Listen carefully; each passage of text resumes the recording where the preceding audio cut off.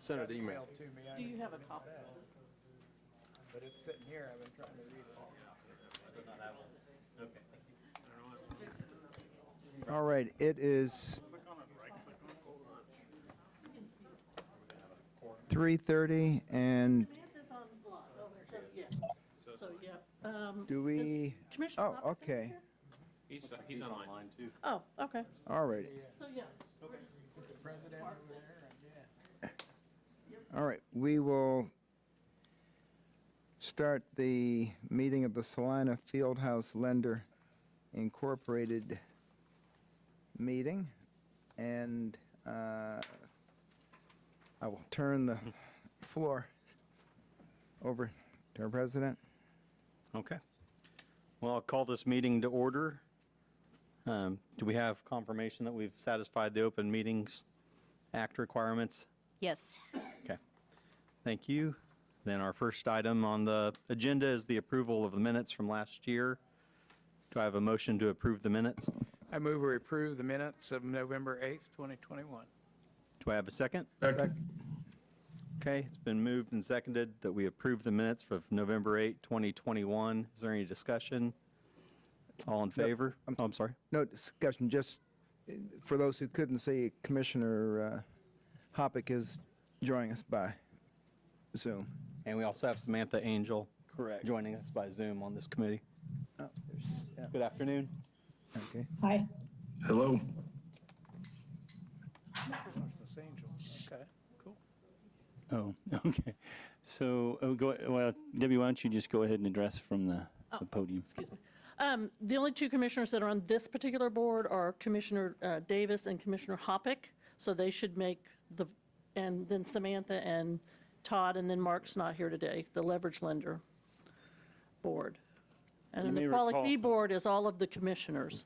So if we can have someone other than Thank you Commissioner Wright for or Longbottom make that motion, that's great. reminding us of that distinction. In that case, I move the minutes of November 8th, 2021 be approved. Okay, I have a motion from Second. Commissioner Davis. Do I have a second? Commissioner. Second. Okay. Now we have a motion and a second on the minutes being approved from November 8, 2021. Any discussion on those minutes? All in favor, say aye. All right, Aye. Hi. All oppose? Motion carries. The minutes of November 8, 2021 are approved. Only item of new business is the election of officers, president, vice president, secretary, and treasurer. What is our current slate of officers? It's on the left-hand side of that All agenda. right, so we have the members are myself as president, Samantha Angel as vice president, Mark Ritter, secretary, Mike Hoppick, treasurer, Trent Davis is not an officer, just a member of the board, so. I move we retain the current officers. We have a motion to retain the current officers. Do we have a second? Second. We have a motion and a second. Do we have any discussion?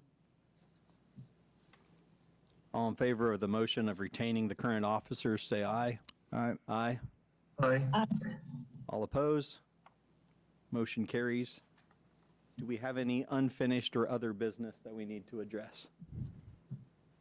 I do not have any on my agenda unless anyone else has anything else they want to bring up. Then I just need a motion to adjourn. move we So adjourn. moved. Second. We gotta have a motion and a second to adjourn. All in favor, say aye. All right. Aye. Aye. All opposed? Motion carries. We are adjourned. Thank you. You run a good meeting. I tried to be efficient.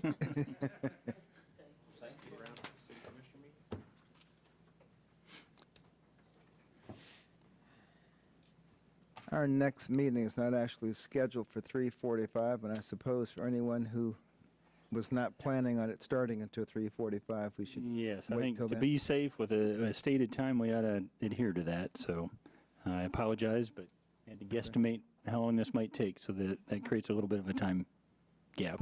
So we will just recess for 10 minutes rather than keep the cameras running.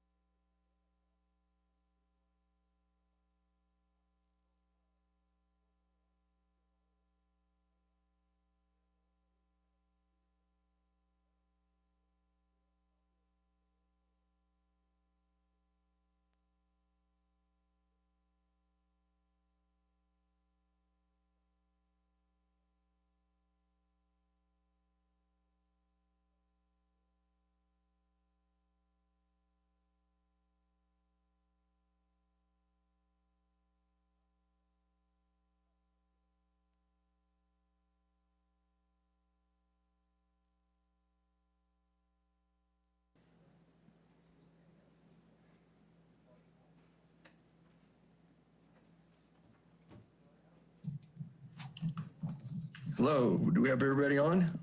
We have every one that we're going to have on, yes. Okay. If I understand right, I'm president of the Qualic B, correct? Yes. Okay. I would look to staff to make sure that the verification of notice of today's meeting has been sent out properly. Yes. Okay. And are all city commissioners are currently serve as members of this committee? Or is that correct? Yes, that's correct. Okay. I believe the first order of business would be to approve the minutes from the October 5th, 2020 meeting, Mr. President, or 21. could we have roll call? Excuse me. True, we didn't do that last meeting, I guess. That's a good question. Yeah. Mike Can we Hoppick, have here? Trent Davis, Here? Carl Ryan, Here? Greg Linkowitz, Bill Longbine. Here. Okay, then I believe the first item on our business would be to approve the minutes of our last meeting. I move we approve the minutes of November 8th, 2021. Second? Okay, we have a motion and a second to approve the minutes. All in favor? Aye. Aye. Opposed? Okay, that passes. I believe the next thing under new business would be the election of officers. And does someone have a slate available for us? Yes, Mr. President, I would suggest keeping same president, secretary, and treasurer, and nominate Commissioner Longbine to occupy the vacant vice president position. We have a motion on the floor. Do we have a second? Second. Okay, we have a motion and a second to approve the slate of officers as previously stated. All those in favor signify by saying aye. Aye. Aye. Opposed? Okay, that slate of officers is approved. Do we have any other business that needs to be covered today? I might ask, at what point does the transfer happen? Is that through the Qualic B or through this body? That there was a 7-year time limit on these two? It is a 7-year time frame. I don't know the date of that off the top of my head, but it would be a transfer from the Qualic B to the city of Salina. Debbie Pack, Director of Finance. The field house opened in July of 2017, so I was doing in my fingers this morning. I believe it's going to be the mid-year 2024 would be the 7-year mark. 24. Mm-hmm. Okay. And as you well know, or for those of you that may not have reason to know, both the Qualic B and the leverage lender are a function of the new markets tax credit financing that we had in place. So we had to form both of these organizations and hold the ownership in them for the tax credit benefits that were available through the new markets tax credit program. So that's why we have to hold it in the Qualic B's ownership for 7 years, and then it can be transferred to the city. So in the meantime, not a whole lot to be done for either one of those organizations. We make some financial 18, transfers 19, annually, 20, and 21. that's about it. Okay. All right. Thank you. Okay. Good question. Any other questions? Nope. Okay, if not, I guess I'll accept a motion to adjourn. Move we adjourn? Second? Got a motion, a second. All those in favor? Aye. Aye. Aye. Opposed? Okay, and I guess we, again, will need to break until 4 o'clock. Is that cool? Yes. Okay? With that, we'll see everybody back on here at 4 o'clock.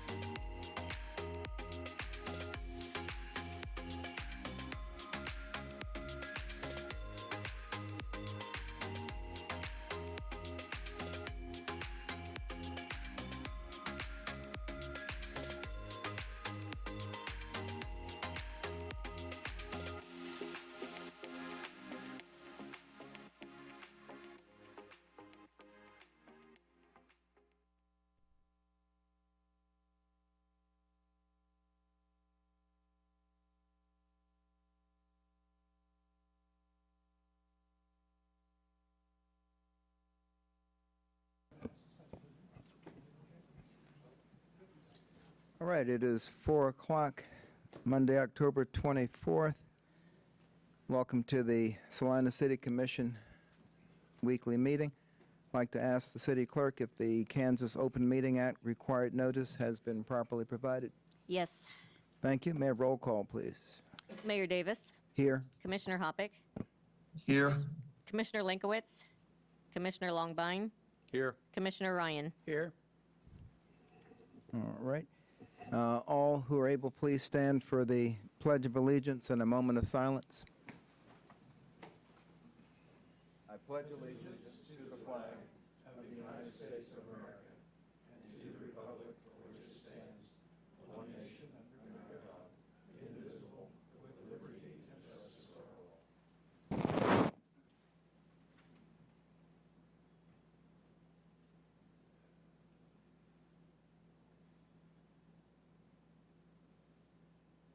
Thank you.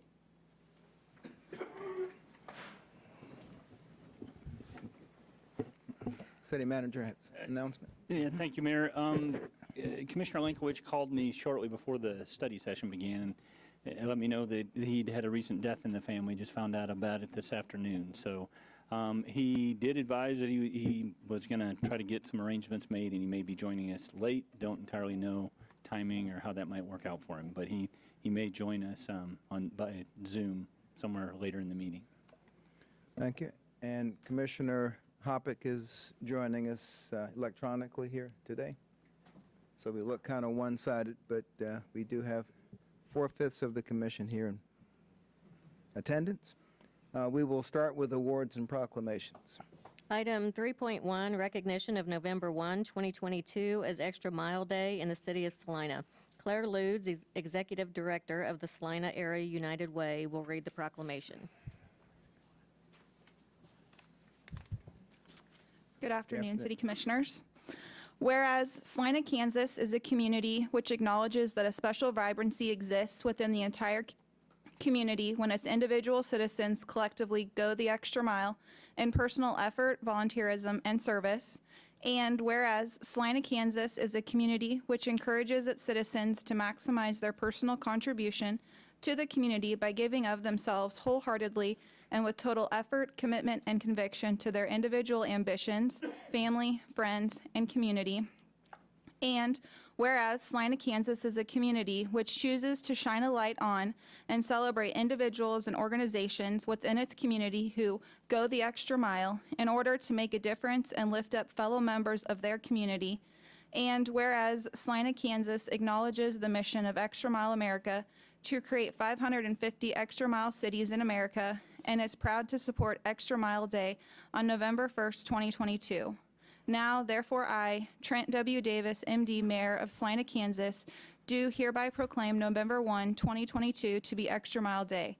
I urge each individual in the community to take time on this day to not only go the extra mile in his or her own life, but to also acknowledge all those who are inspirational in their efforts and commitment to make their organizations, families, community, country, or world a better place. Thank you. This sounds like something we should do once a month instead of once a year. I don't disagree with you, Mayor Davis. It's always good to do what we can to make our community better. So, For any of us who might not have the creativity or imagination, what are some things that folks could do? well, as you know, all of us nonprofits always have volunteer work that you can reach out to us and look for something. So we all have things going on. So if you're not sure where to look, feel free to call the United Way, and we can definitely get you pointed in the right direction of things that are available. So, That's a great first step. yes. You can come forward, I'd like to give you the signed proclamation.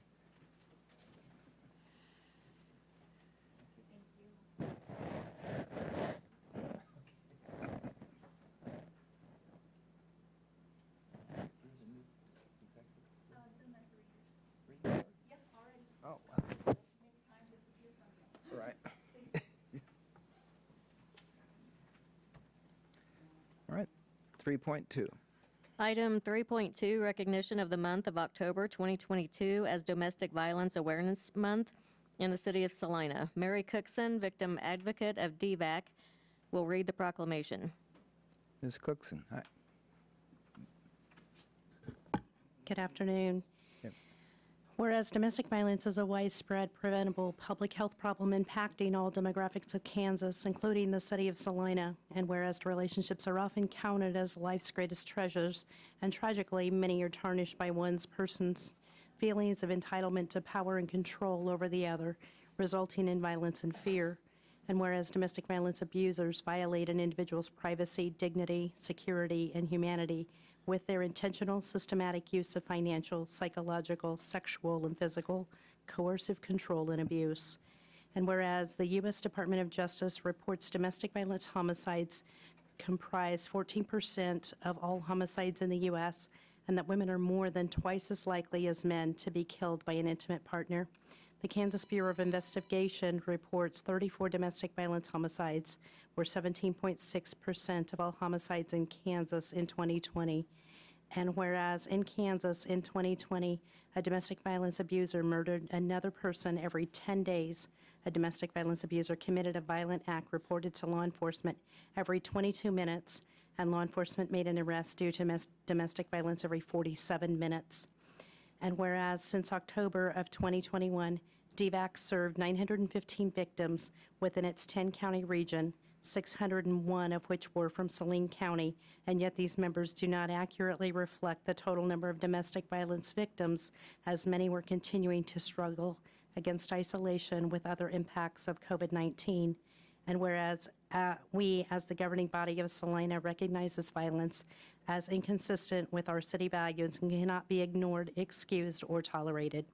And whereas in declaring this month of October as Domestic Violence Awareness Month, we encourage all citizens to know the facts about domestic violence, to familiarize themselves with resources, to recognize subtle signs of control tactics, to act as safe support systems, to speak up against perpetrators of violence and any messages that inadvertently condone domestic violence, to get involved, to teach others and prepare future generations for healthy relationships, and to donate time and resources to their local domestic violence agency. Thank you. I happened to see the agency and work with a patient in the hospital not too long ago, and this is one of those agencies that you just kind of assume, well, sure, every community has one, but not necessarily. And it's one of those areas of help that folks really need to be committed to providing the services. Can you speak a little bit how people who are afraid of more violence if they report their abusive partner, what words do you have for them to make that If there are first step? individuals that are seeking services through our agency, due to confidentiality, we're not able to share any information with anybody that may be reported to us unless the individual they're speaking to is a mandated reporter, at which that point in time before carrying a conversation or speaking with that individual, they're mandated to make them aware they are a mandated reporter, as well as to let them know what they are mandated to report. All right, and what can the community do to give you some help other than, well, including sending checks? If you are supporting somebody or know somebody that is a victim of domestic violence, sexual assault, intimate partner violence, stalking, elder abuse, and you're wanting to support them, help them, or maybe you yourself are unfortunately a survivor/victim, you are able to call the agency and we can help you through those situations by speaking with you and getting you connected to the services that we provide, as well as getting you connected to other agencies within the community that might be able to help with services we don't provide. That way they can get the services that they need. Thank you. I want you to come forward for the signed proclamation. 2 weeks ago, I think it was, we got these little green banners to stop bullying, and I carry this around in my pocket as a reminder, but this is certainly a form of adult bullying that we need to take steps against.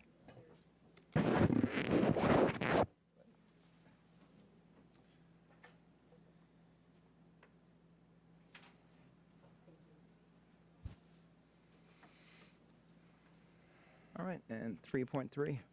Item 3.3, recognition of October 24, 2022 as World Polio Day in the city of Salina. Sean Ryan, president of the Salina Noon Rotary Club, will read the proclamation.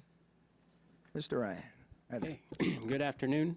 Commissioners, we appreciate this opportunity and the recognition of this proclamation. Whereas Rotary International, founded on February 23, 1905 in Chicago, Illinois, USA, is the world's first and one of the largest nonprofit service organizations. And whereas Rotary is a global network consisting of over 1.4 million members in more than 46,000 clubs in 221 countries and geographical areas who unite as neighbors, friends, leaders, and problem solvers to take action to create lasting change in communities across the globe. And whereas the Rotary motto, service above self, inspires members to provide humanitarian service, follow high ethical standards, and promote goodwill and peace in the world.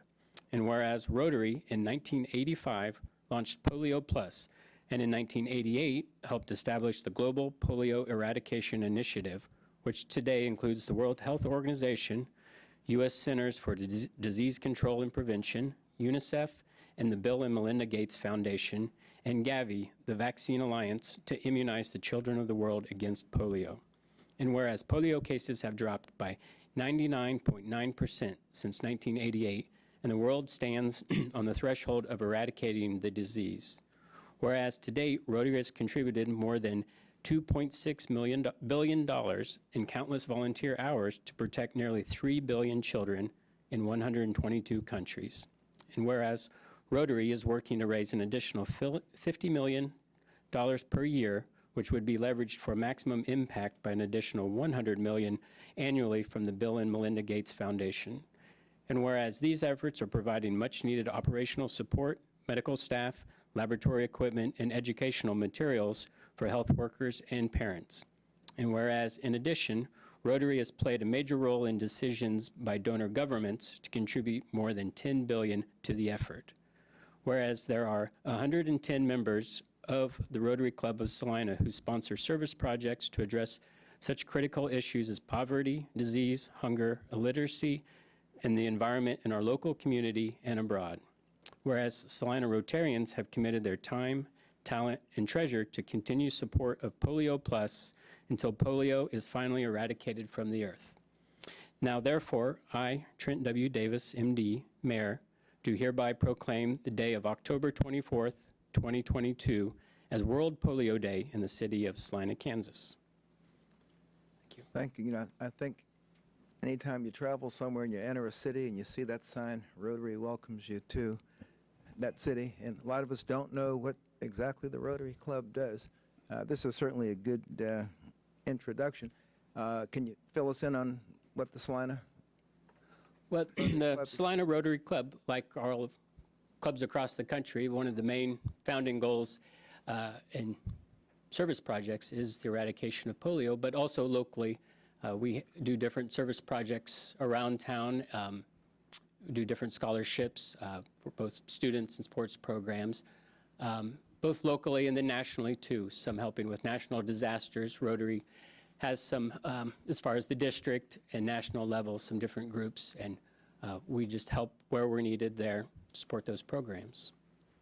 And don't take this the wrong way, but how old do you have to be to join? Because a lot of times we think of Rotarians as being older, and it's good to see a young Well, Rotarian come to you the can podium. be of any age, yeah. Rotary age. All right. takes everyone. It's a service organization made up of like-minded individuals that care about their town and area.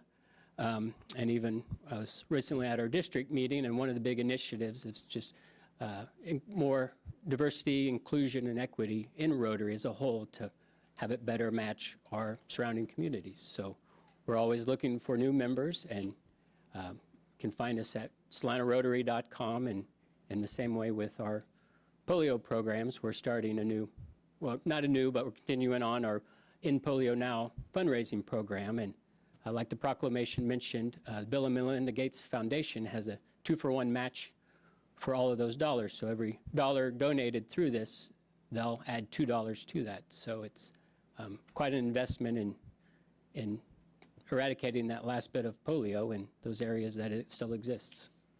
Thank you. We'll have to get the capability of putting up Facebook names and websites on the bottom of the screen when people give information like that, so folks can read it immediately. come on forward, and I'll give you the signed proclamation.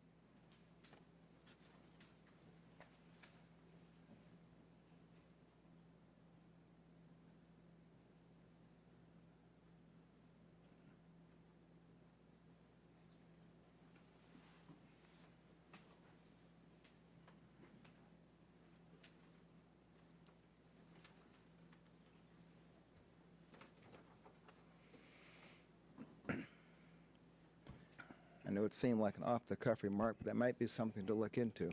If we can real-time type something, we can't. I can see Jacob, he'll be thinking about it during the week, yeah. We have the right people in the room. Okay. See what their answer is.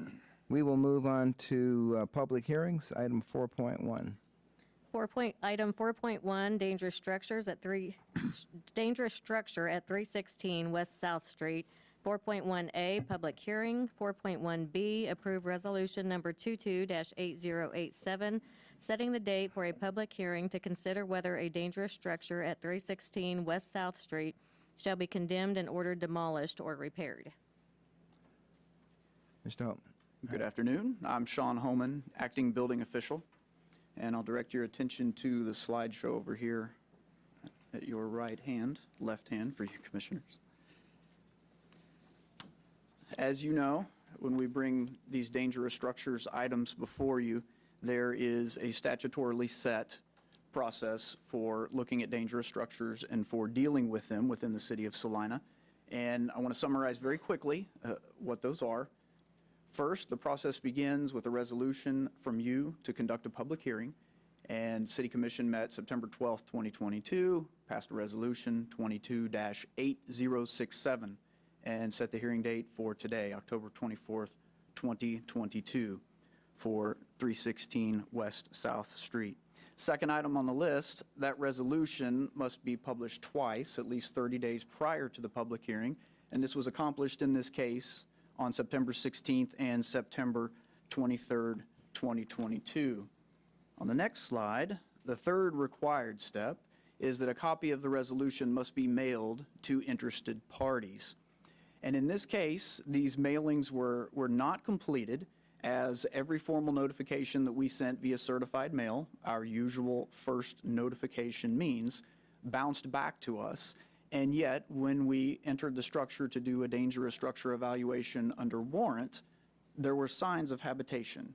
And so we opted to contact legal and see if there might be any other means by which we might be able to reach out to parties of interest, as we, over the last few years, have had no response to formal mailings.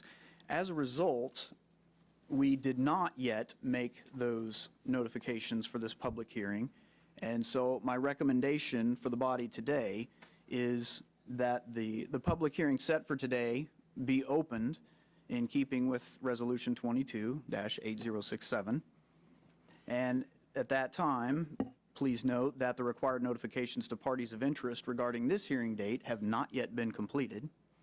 And at that time, close the hearing and direct staff to restart this formal process, including the notification, by adoption of resolution number 2022-8087, setting a public hearing date for the dangerous structure at 316 West South Street for December 5th, 2022. This would allow staff time to employ the services of an agency specifically fit for seeking more current contact information in order that we might make the notifications regarding the public hearing. That's all I have. Suppose well, we can open the public hearing at this point and ask commissioners if there are any questions on information that we just heard. Mayor Davis, this is Commissioner Hoppick. I would ask Sean, have they contacted the Saline County Treasurer's Office to see where the tax statements have been mailed? The contact was made some time ago, yes. All contact information we found was for 316 West South Street, which was everything we had on hand as well. Okay. I know sometimes they have a different mailing address for those, so just wanted to bring that up. Thank you. And What if we're in the same situation December 5th? Does the hearing progress in absentia of the owner? We see this as a prudent act of due diligence in order to go and take another step.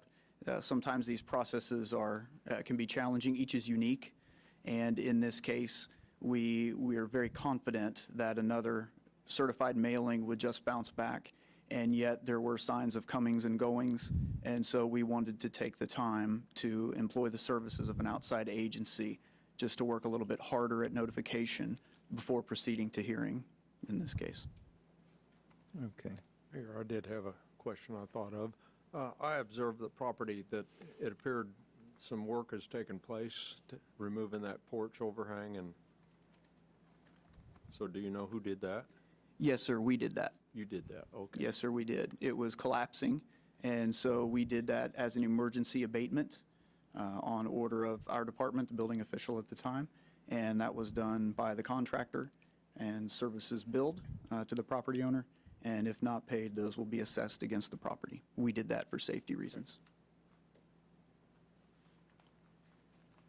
All right. Do I need a motion before the hearing is closed? I can close the hearing without public comment with these instructions, or ask for public comment? It'd be best to see if by chance there is anyone here that wishes to comment. All right. Thank you, Mr. Holtman. Is there anyone in the public, either online or in person, who wishes to comment on this matter?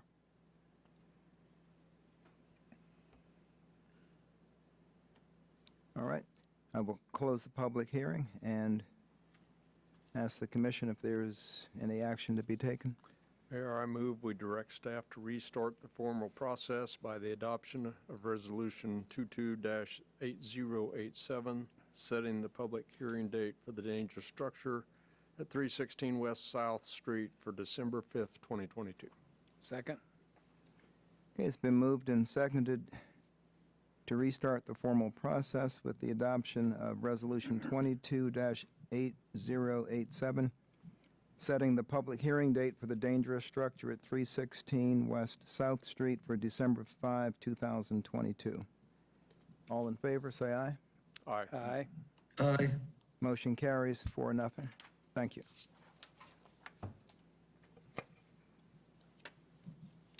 And we will go to 4.2. Item 4.2, dangerous structure at 901 North 7th Street. 4.2A, public hearing. 4.2B, approve resolution number 22-8088, declaring a certain structure located at 901 North 7th Street to be unsafe and dangerous, directing that the structure be repaired or removed, and establishing a reasonable time within which the repair or removal of such structure shall commence and be completed. Welcome back. Sean Homan, acting building official. And again, for 901 North 7th Street, I will begin with the required process set by statute every time we deal with a dangerous structure. Kansas statutes annotated 12-1750 and following gives us the authority to require repair or removal of dangerous structures by complying with all applicable statutory procedures. First, we must pass a resolution, rather City Commission must pass a resolution to conduct a public hearing, and that took place at the City Commission meeting on September 12, 2022. Resolution 22-8067 was passed, setting the hearing date for today, October 24th, 2022.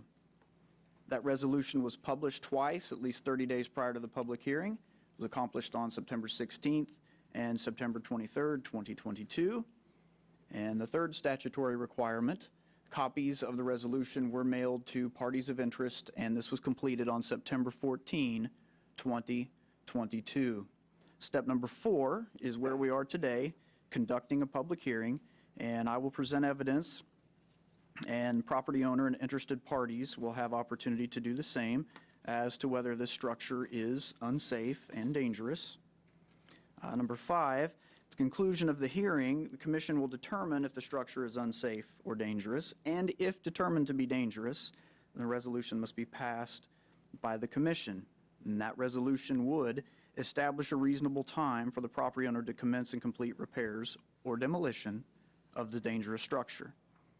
It will also state that if the owner fails to commence, to complete, or diligently prosecute the same until the work is complete, then the city would cause the structure to be repaired or demolished. And again, this resolution will be published in the official newspaper, mailed to owners and identified parties of interest. Draw your attention to item number 7. If this works out such that the city is to perform the demolition of this dangerous structure, then the state law again provides a very clear process. The city may sell any salvage from the structure and apply proceeds against incurred costs in the demo work. Any costs beyond that are billed to the property owner and are payable within 30 days. If the owner then fails to make payment, then costs are placed on a special assessment against the land in which the structure is located. To date, for 901 North 7th Street, the costs incurred by the city have been an investigation, research, site inspection, having a title report prepared, document preparation, publication, some certified mailings, and also a bit of legal counsel. To ensure procedural fairness, the evidence that I'm going to present was not enclosed with your staff reports prior to the meeting. What I'm going to be presenting is being presented for the first time to all of you and also to the public.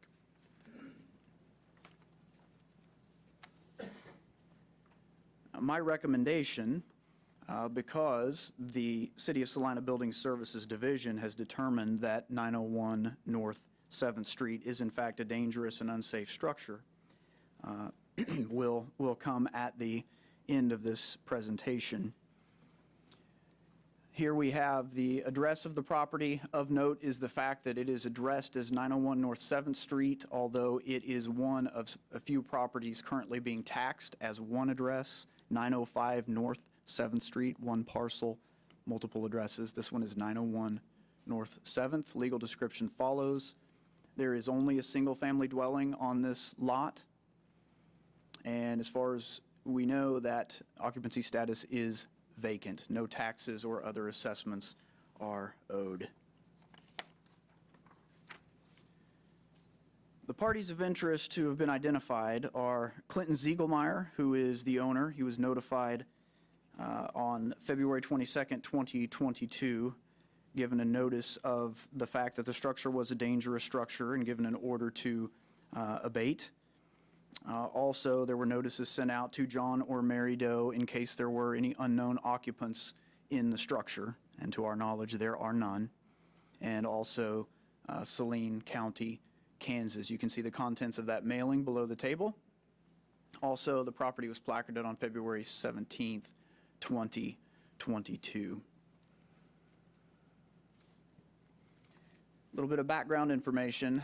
On February 17, the property was inspected from the adjacent right-of-way. The structure was clearly severely dilapidated, and a dangerous structure assessment was performed. And Clinton Ziegelmeyer owned the property at the time, and he owns the property today. A notice in order to abate a dangerous structure was sent on February 22, 2022. And before that deadline for correction had expired, Mr. Ziegelmeyer contacted the office and signed a compliance agreement saying that he would get the corrections made no later than 8 a.m. on September 1st, 2022. And per Kansas statutes annotated 12-1750, one of 11 criteria on the dangerous structures list being met is reason for the structure to be considered dangerous. This property has 5 areas of concern, as noted in the attached dangerous structure inspection checklist, and also noted in the pictures that will follow.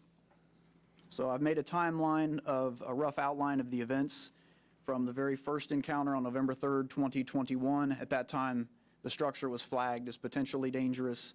On February 17, 2022, it made it near the top of the list. A dangerous structure assessment was completed. The building was placarded. And then on February 22nd, the aforementioned notice in order to abate was sent to the owner. That notice was received 2 days later. On April 6th, owner came in to sign a compliance agreement for correction of the identified issues, and the new deadline for correction became September 1, 2022. Drive-by inspection was performed prior to the commission meeting on September 12th, 2022. At that time, no corrections had been made. And at that time, the commission set a public hearing date for today. This morning, I did a drive-by or curb inspection. Pictures were taken for this hearing. We'll see those in just a moment. And we are ready for the public hearing that is scheduled for today. It's noteworthy that so far notices have been received. No commencement of work to abate the dangerous structure has taken place. However, just before the meeting, in fact, during the study session that preceded this meeting, Mr. Ziegelmeyer came to the building services office and asked to speak with me. And I have provided for you in your packet the statement that Mr. Ziegelmeyer made. He asked that I advise that he was not going to be able to be here for this meeting, but he did want to make a request of the commission for your consideration. And so I will return to that after I have presented the pictures and discuss the issues that need attention on the property. Next slide, please. All right, so this slide shows some of the roof sheathing on the east side of the structure. It's obviously deteriorated, sagging, admitting water down into the framing of the structure. Shingles are disintegrating and have so almost completely. Next slide, please. The south slope of the roof, there is more of the same, only considerably worse. Multiple layers of shingles are disintegrating. Water is penetrating the roof, very likely entering the framing and the walls and compromising the envelope of the whole structure. The next picture shows, again, the south slope of the roof, deteriorated roofing. You can see wood shake shingles and some of the sheathing that was underneath, and that is clearly not watertight, as evidenced in the next photo, where the same issue is occurring on an adjacent portion of the roof, and the sheathing is failing, and water clearly being admitted down into the framing and likely running down through the walls into the foundation. Over time, this sort of neglect presents an increasing danger of collapse. You can see the gutter line and the roof line in that last picture are evidence of the failure that has already begun. Moving down the structure, on the south side, the foundation wall has a significant amount of deflection, also some cracking at the corners, things you expect to see once water has penetrated the structure and begun to accumulate in places where it ought not to be. And the next picture is a little bit zoomed in order that you can see foundation cracks at the southeast corner of the structure, and looks like some attempt at making it watertight perhaps were made in the past. So the required repairs for this particular structure, so it could be made safe and habitable again, are at least to repair or replace the foundation wall on the south side of the structure. Secondly, much of the roof, including shingle sheathing and structural elements, would need to be repaired or replaced. Our conclusion is that the structure is unsafe and dangerous in its present condition, and we request that you find by resolution that the structure is unsafe and dangerous, that you would direct the structure to be repaired or removed, and also fix a reasonable time within which the repair or removal of the structure shall be completed, all pursuant to KSA 12-1750 and following. Now, I would add that is option one that I have identified on the blue sheet for your consideration. And because of Mr. Ziegelmeyer's introducing himself to me in my office just prior to the meeting, he advised that he had been in conversation with Mr. Pilcher some number of weeks ago, and in fact had talked about asking for opportunity to be able to salvage some materials from the structure for his use. He owns the 905 parcel of which this structure is a part, and he wants to be able to salvage some of the materials and then to do the demo himself, the details of which are outlined in that document that are provided for you, that was provided to you just prior to the meeting. In summary, he would like to have until the end of the year to accomplish demolition, or rather removal of salvageable materials, and then 45 days from January 1st to finish the demo work and required grading that would take place in order to completely finish the project. Are there any questions of me at this time?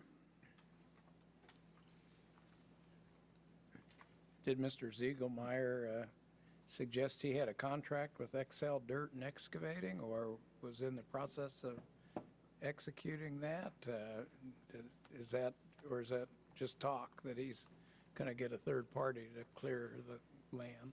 He does not have a contract at this time. He indicated that he had spoken with another contractor in town and had chosen to engage with Excel because he thought they might be able to guarantee a date on which they might be able to do the work for him at the beginning of the year. When we demolish a property, is there any recovery of materials that the contract we give to a demolition unit, does that affect the price of the demolition we get if they think that they can recover materials from the structure? Ordinarily, we do not have recovery of materials or salvage of materials from a demolition simply because most materials are not worth the time it takes to work around them and to strip them out and to do as much. The statute does make provision for the city recovering materials and salvaging materials and then using that to defray the cost of the overall demolition, the cost of the abatement.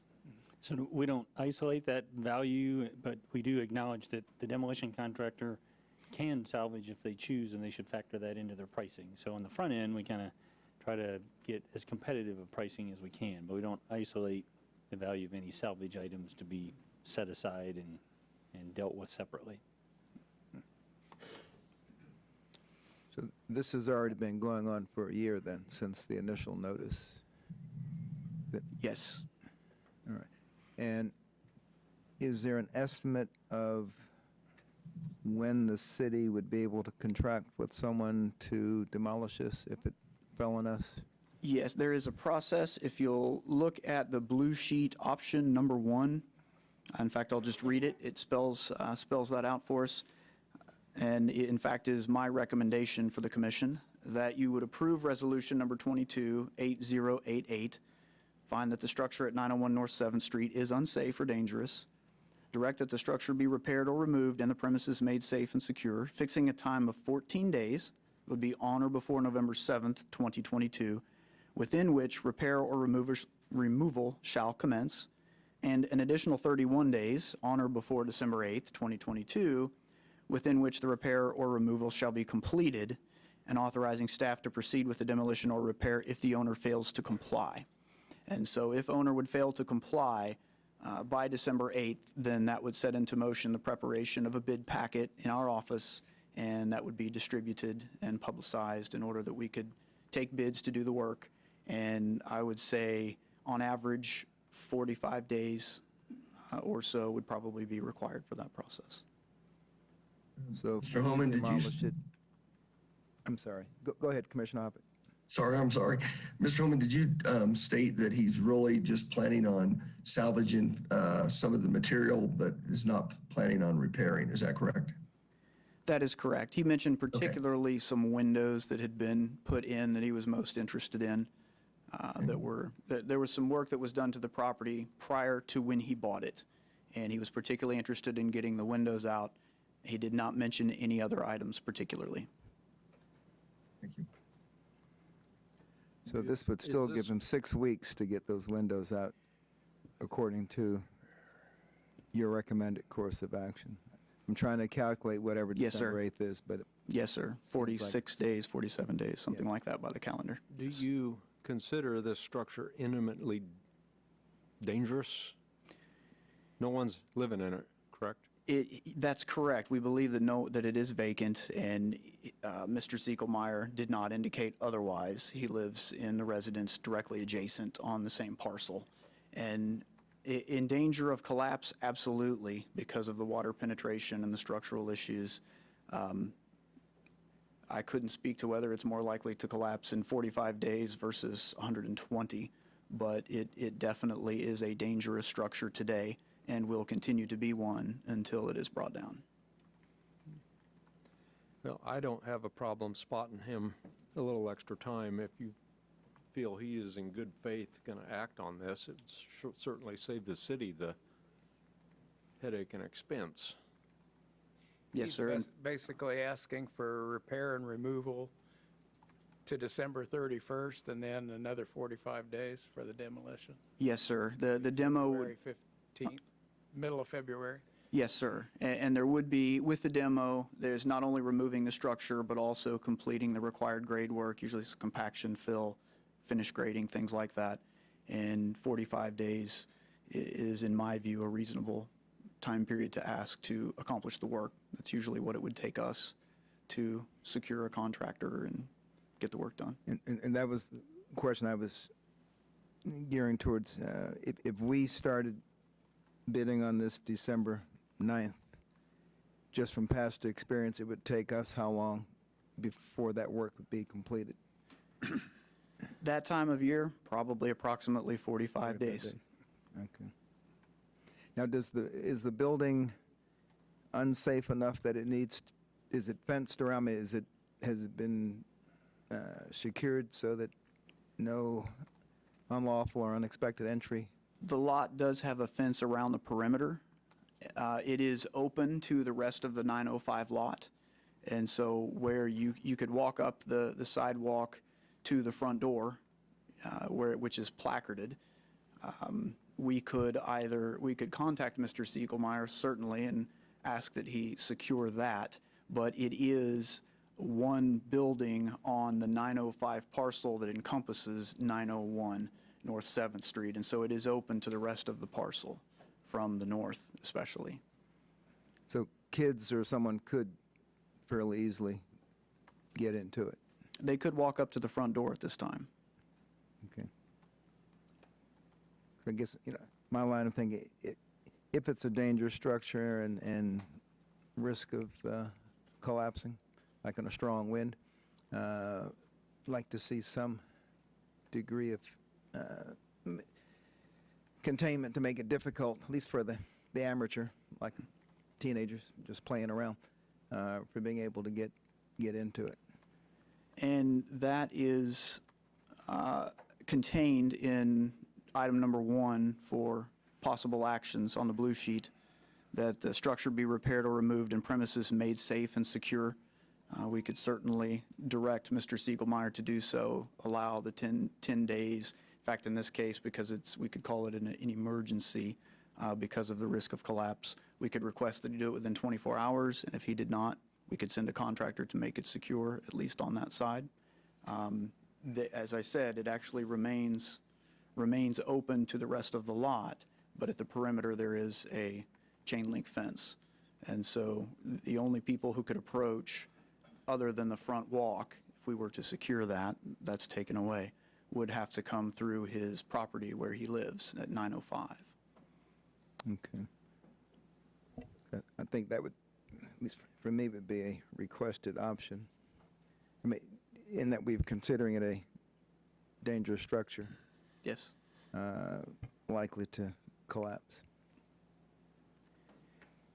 All right, any other questions from the commission? Any comments? Was there a reason that Mr. Siegelmeyer could not be here today? He indicated that he had family who had recently lost a loved one, and he was assisting with taking care of some of the to-dos Okay, related to that. thank you. Any comments or questions from the public?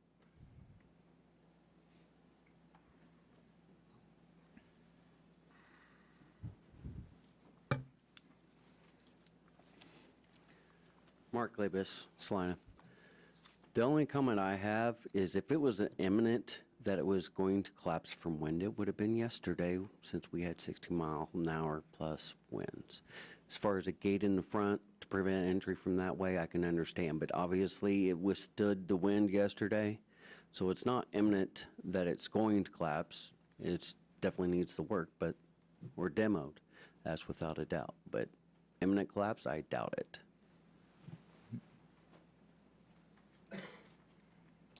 Any other comments?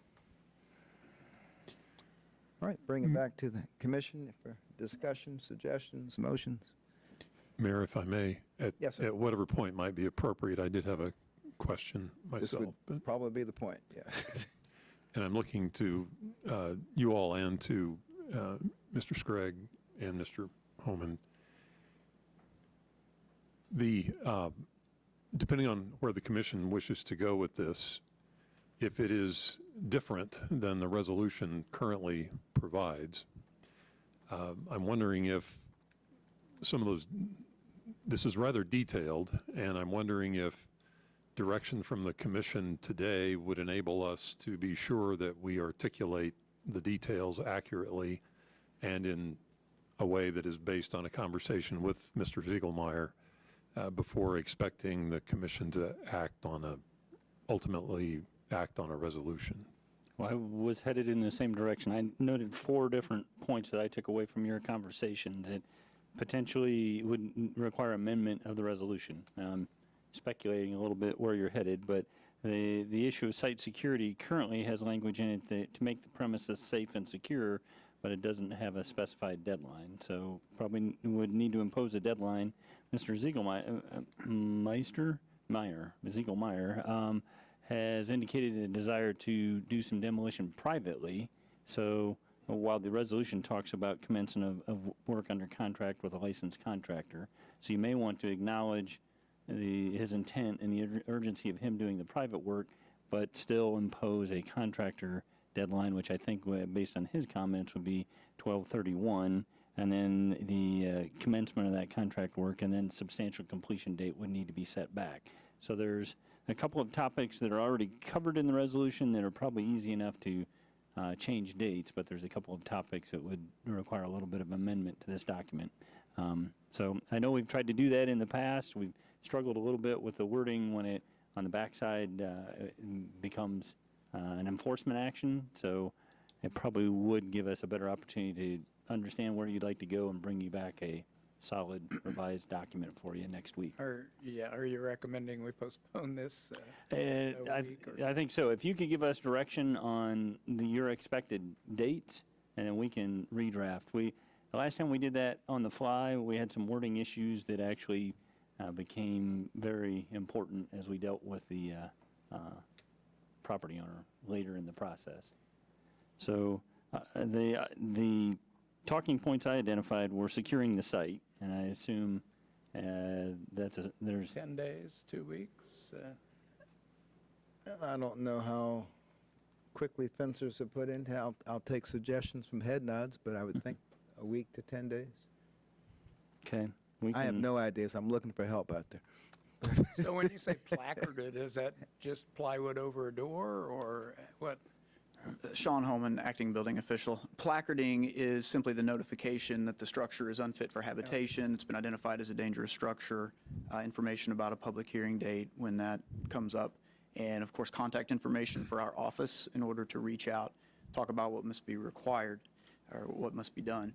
And I will comment to the timeline for any non-safety, non-emergency type abatement action. The city allows 10 days at least statutorily for correction on a property. However, where there are life safety issues such as this one, then it is within the power of the building official to direct that be done immediately. Past practice has always been to contact the property owner when we can and allow 24 hours for self-correction. And if it doesn't take place, then we would get a contractor to do the securing and proceed through our usual procedure. So your suggestion for a time allowance to have the property secure would be how long? My suggestion would be that the commission direct us to contact Mr. Ziegelmeyer. We have contact information, and he has mine as well. He's expecting a call from me tomorrow morning to advise of the outcome of this hearing. And so I could advise at that time that he would need to get the property secure by the following morning, at which time city will do it if he has not. Thank you. In Mr. Ziegelmeyer's correspondence is his indication that of a desire to privately remove items, and we could impose both a commencement date and a completion date if you're so inclined to, rather than let that play out to the end of the year. He's not doing the demolition by remove. He is removing things of value for recycling, which is different from doing his own demo.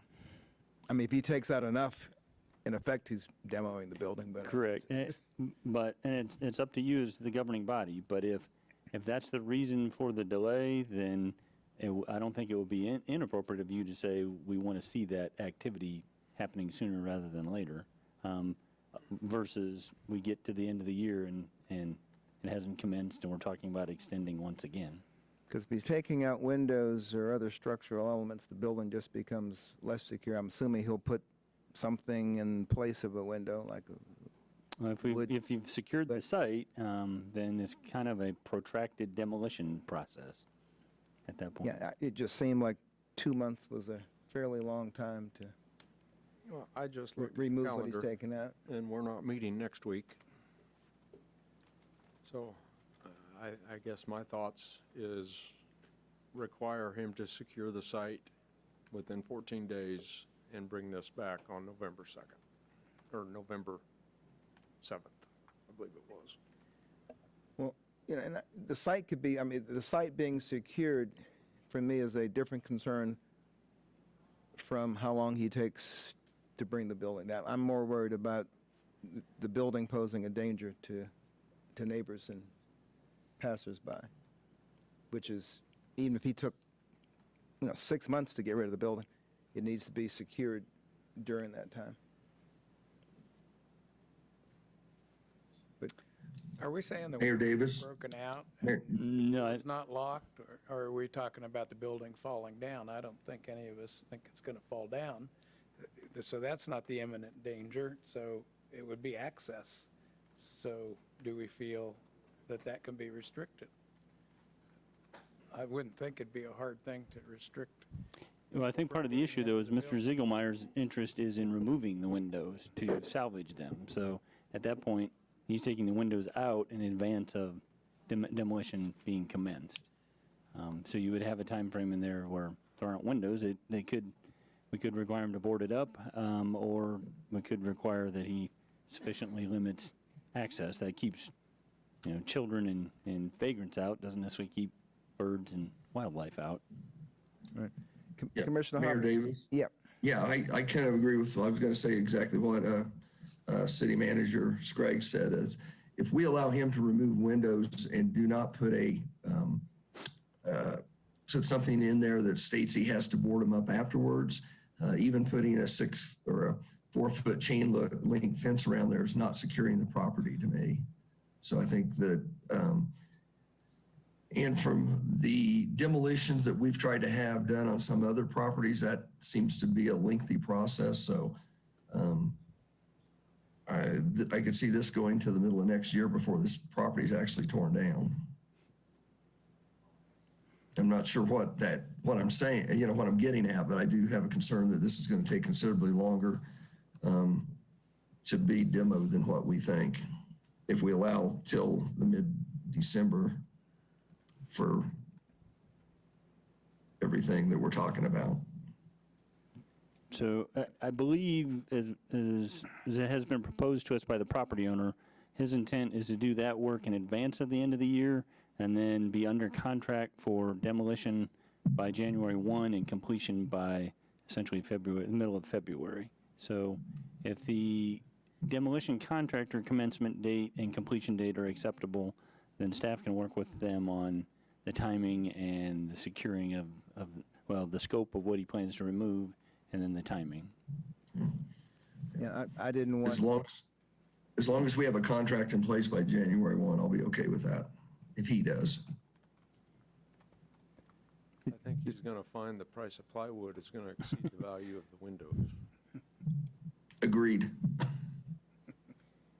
And the reason I ask about the deadline, I mean, the time it would take for the city to demolish it, I don't see a reason for his deadline being any longer than what it would be if we were to proceed with the original order. And have seen windows removed. I don't know if 2 months is required to get all those windows out. It just seems like a long delay before we get the, If I understand process correctly, started. I think that was his intention beginning February of this year. So, but right, because this has gone on with no action at all for most of this year.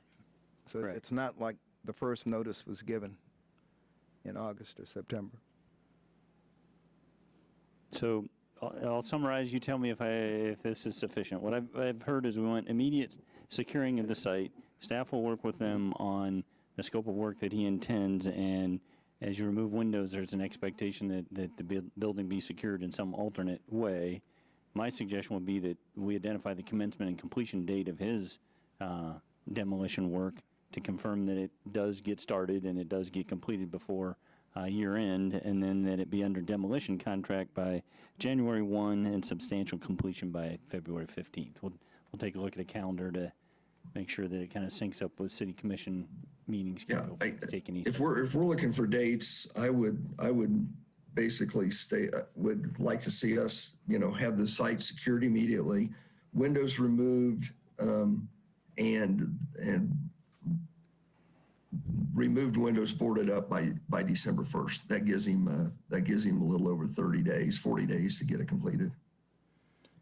And it's going to be demolished, so it's not like when you're tearing windows out, you're exactly having to be real careful with the rest of the building. Right. I like those dates. This thing's gone on. The fact that he did not come in to see Mr. Home until today, was not able to make the meeting. I'm not so, I think we just need to give him some hard, fast deadlines, and he needs to address those, to meet those. I think that gives staff enough to go on, and obviously, if we get it drafted, you can certainly change dates. That's the easy part to amend. It's kind of getting that structure in place, so. Works for me.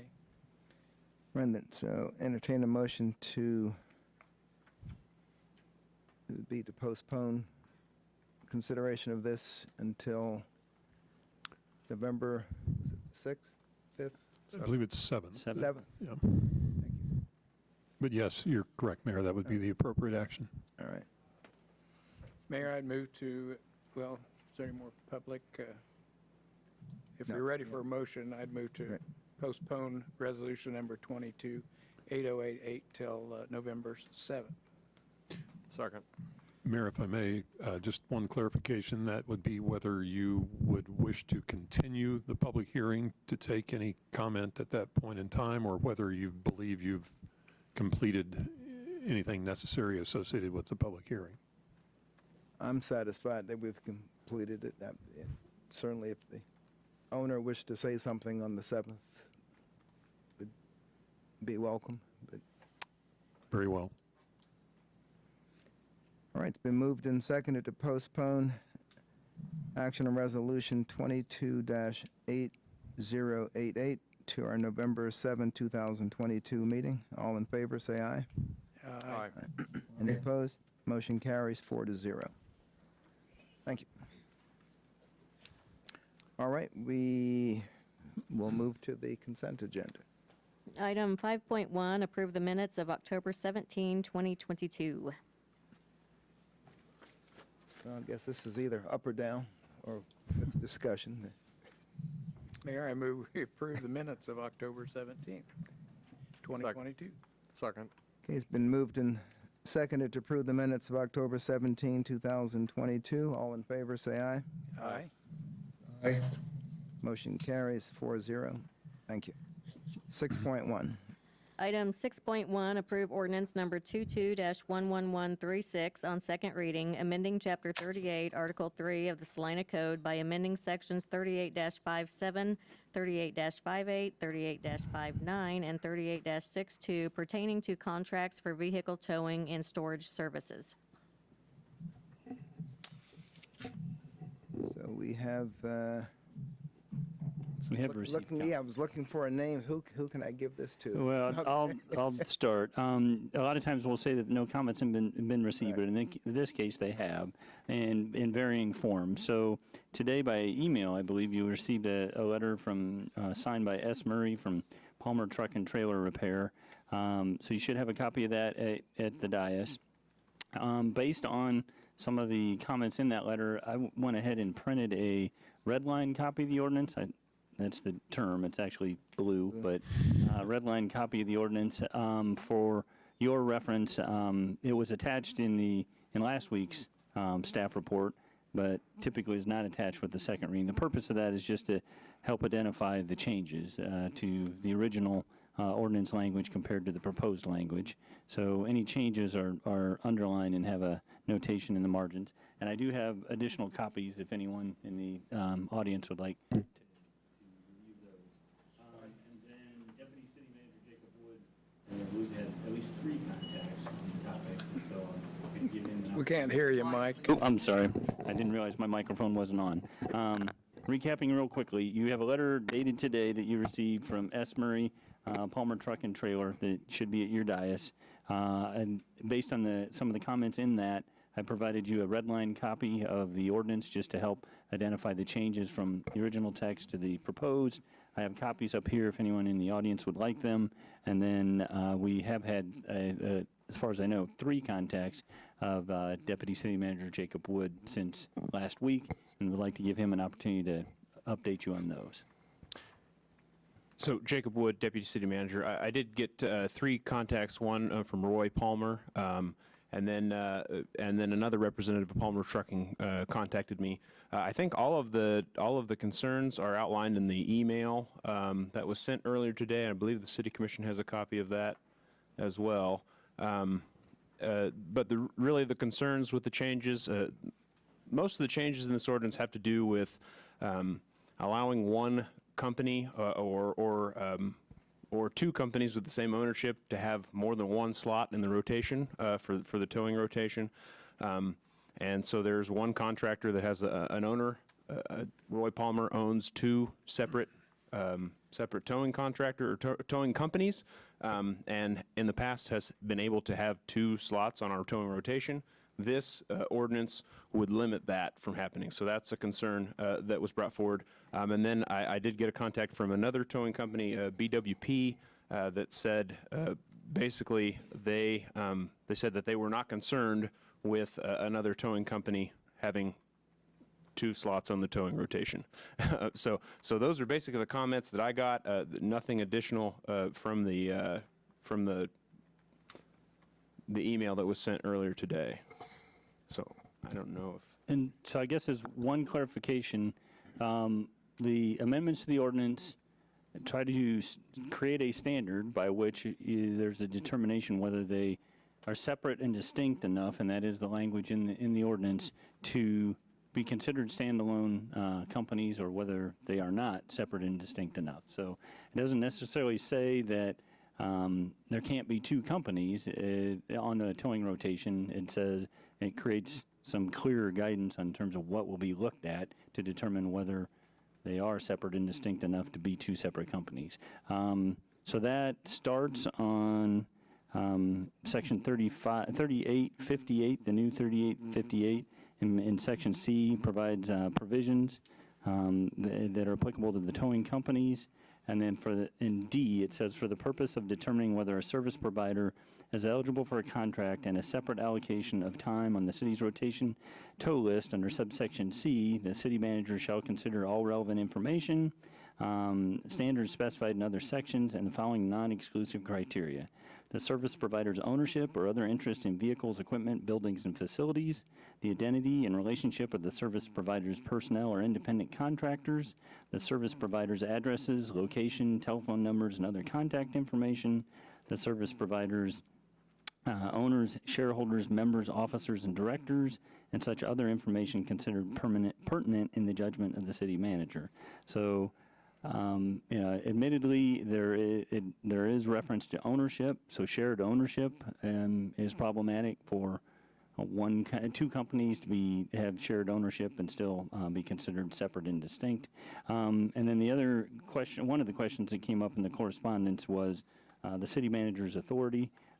These provisions, as you know, are pretty similar to other provisions delegating responsibility to the city manager. And in section 3862, which remains unchanged, Any determination of the city manager relating to the status of a contract with a towing and storage service provider shall be subject to appeal to the governing body upon written notice to the city clerk received in the office. And so there is a provision for appeal of determinations that would ultimately come to you as the governing body.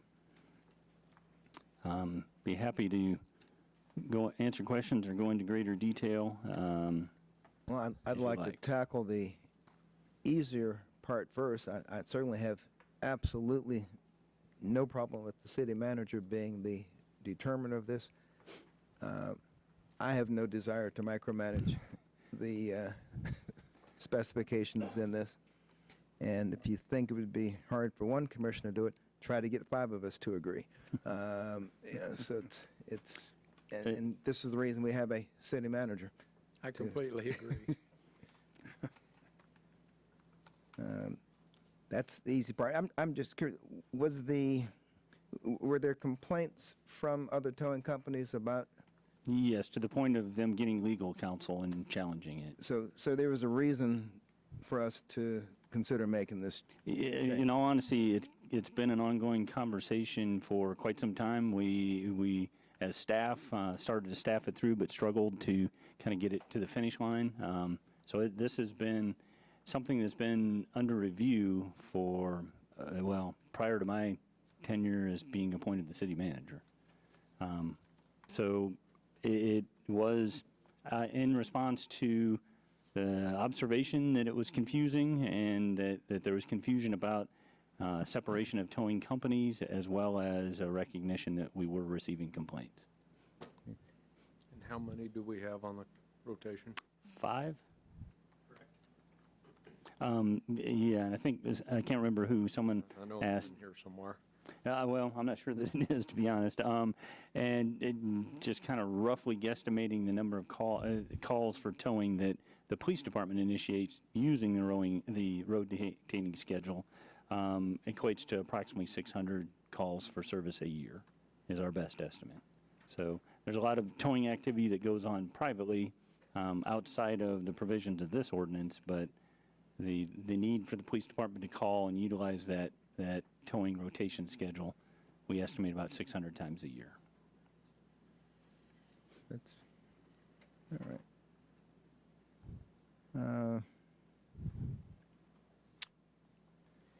Any other questions, comments before we take public comment?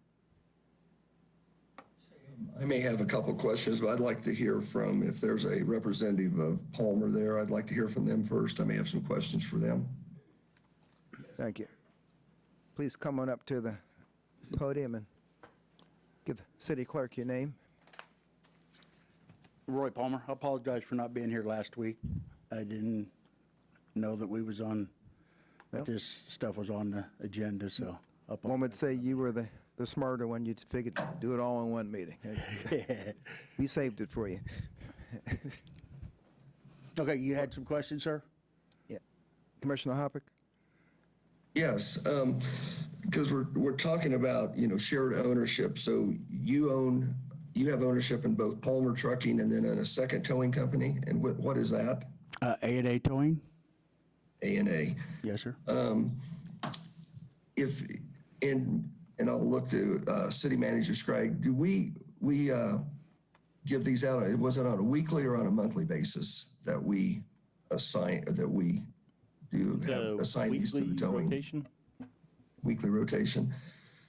So, Mr. Palmer, if a vehicle from Palmer Trucking was out, and it was your week to service the city, would a vehicle from A&A be sent out to replace that if a piece of equipment was down with Palmer?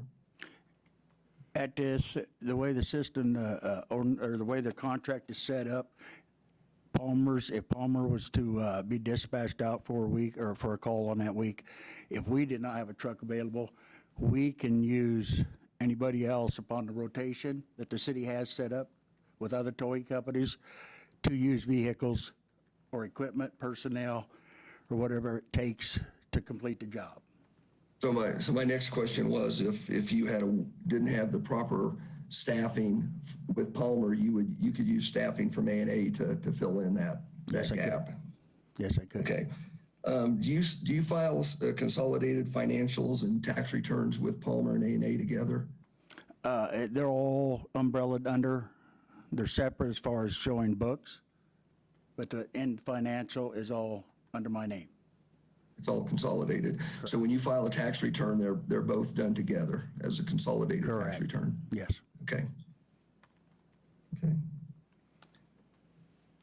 I guess from those answers, I did not see enough of a distinction to go against the current ordinance that's suggested by city staff. Thank you. Okay, so he's saying he's against I'll- us? To me, there's I'll let him too speak much. himself. To me, there's too much, but there's too many. There's too much of a single source there. A&A and Palmer, I don't see enough distinction. Okay. Back before we purchased A&A Towing, they was up for sale for many years before we purchased them.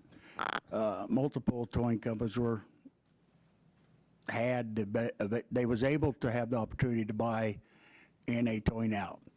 Before we bought them out, we went to the different entities, police department, the city. We went to the KHP. We talked to all of them about our purchase of A&A Towing. And at that time, nobody had any issues with it, with us, with A&A staying on either rotation with the KHP or the city. But now here, 3 or 4 years later, we seem to have a problem that's arisen from that. But at that time, when we purchased them, we purchased A&A under the assumption that we would be able to maintain them on the rotations. That was part of the deal when we purchased them through the owner. And that, that's why we was able to buy, because it was part of that towing company doing business. It had its own storage lot. It had its own equipment, which we did not purchase equipment because the equipment was outdated. We didn't need it. We didn't want it. But we got new drivers. Plus, we got their phone number. It's not just a matter of being on the rotation, but it adds to the value of the company. As I build these businesses up, down the road here, I'm getting close to retirement. I built another 3 or 4 companies up here. This kind of situation here puts the brakes on anybody that would want to come in and possibly buy me, because if I'm producing money off each one of these companies and they buy me out completely, they're getting all these companies that are already working and producing. And we got the stuff here that shows that the city was all right with it when we done this. We had an office building with different suites in it. We have multiple office personnel for each company, multiple trucks. It's not like we put one truck and take that truck and put it onto that other company. We have the equipment that the contract requests and more equipment than the contract requests. We have, both them companies both have equipment that none of the other contractors have, that they both provide. So I don't quite understand where they want to classify as being too close or whatever. Everything is separate. Have you had any comments from other tow truck owners? Yes, about- yes. None of them had an issue. I mean, like they said, BWP repair code. I talked to the people at Davis today. He said his owner wasn't the fondest on another towing company being on the rotation with the same owner. But there again, what happens when he closes or he wants to sell out? And I was to go in and buy him. That would kick me off the rotation immediately as buying him. So what value is his company here? I have a couple of comments. Okay. In your email here, you state that, and this was brought up last week, that the city's low bid rate Correct. is not profitable for you to do it. Correct. Can I give you some little insight on that? Does the city actually know what it costs for us to operate our equipment? To employ the people that we have to employ? But they do a RFI just like anything else. Okay, but that Signed RFI, contract. that RFI is not properly taken care of. They do not watch the pricing of the towing companies on the rotation. So here's an example of what can happen on this RFI for low bid is I could low bid this at whatever, $60 say. And I do a call for the police department. And that fee actually ended up being, instead of a call for $100, it ended up being $1,200. City doesn't know that it was charged out at $1,200. The police department doesn't know that.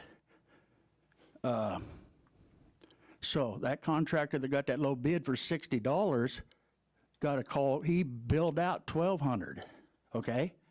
So he can go in there and do that for $60 when the rest of us do it for $60, and we have to prove that we do it for $60. We're not making no money. He's making money at that low ball price. We're not. Okay?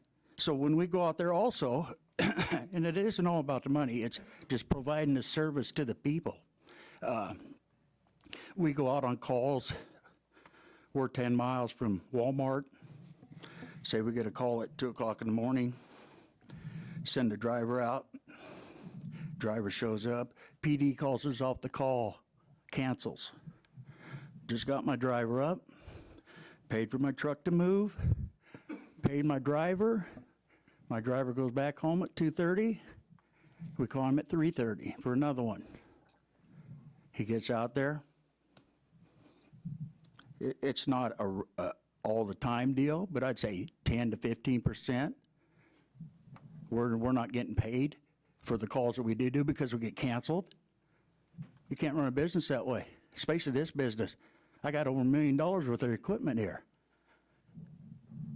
The private sector takes care of me very well. But for us to provide services to the city that they expect, we got to make a profit and be able to be profitable with what the city is allowing us to charge. I understand. When they don't have an idea. My other concern, sir, is a little over a year ago, I had a personal experience helping some people, and I told them call A&A Towing. Okay. And a Palmer truck showed up. Okay. And I said, I thought I told you to call A&A. Well, I did. And I think there's some confusion there that that's what this ordinance is about. But then again, sir, in our contract that we've had in the past, as long as you're on the rotation, it wouldn't matter if I called BWP to help me on a call. I can call Salina Record to help me out on a call if I'm busy. If I got a call from the PD, say, we're on rotation this week, if I got a call now, I can't get to it, I can call any one of them towing companies, say, I got a PD call, can you go get it? Yeah, that's Okay. good. That's a good point. Sir? Mayor, or Mr. Scragg, I have a question. He made an accusation about someone's, charging $1,200 on a $65 or $80 contract that we have. Do we audit the books? And I'm going to look at Mr. Palmer. How do you know that that's been done? And where's the proof in that? I've seen invoices for it. And I don't want to say names, I just want to say there is evidence out there. If I was you, I sure as heck want to tell you names if somebody was doing that. I'm not going to do it in public. I won't. Okay. Now, when you say it was a $1,200 call, do you mean once you got there, the services that were required were much more than a routine tow? Or it just, so folks know what you mean by that? A lot of times, there are always more services than what we initially get called for. Mm-hmm. But there's still a limit on what you should be charging for them additional services.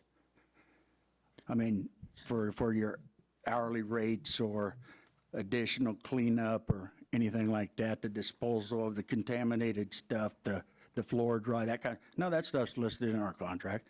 We got to dispose of the hazardous wastes, all that kind of stuff. That's never accounted for, you know? We buy our own floor dry that we put on our trucks to pick up the oil and water from the vehicles in the accidents. We got to dispose of that stuff. I think we're getting a little off course here. We're trying to discuss whether we're going to allow companies that have same ownership to do this. I'm kind of confused. You tell me that it's not profitable, but you want to do it twice, which I'm finding hard to believe.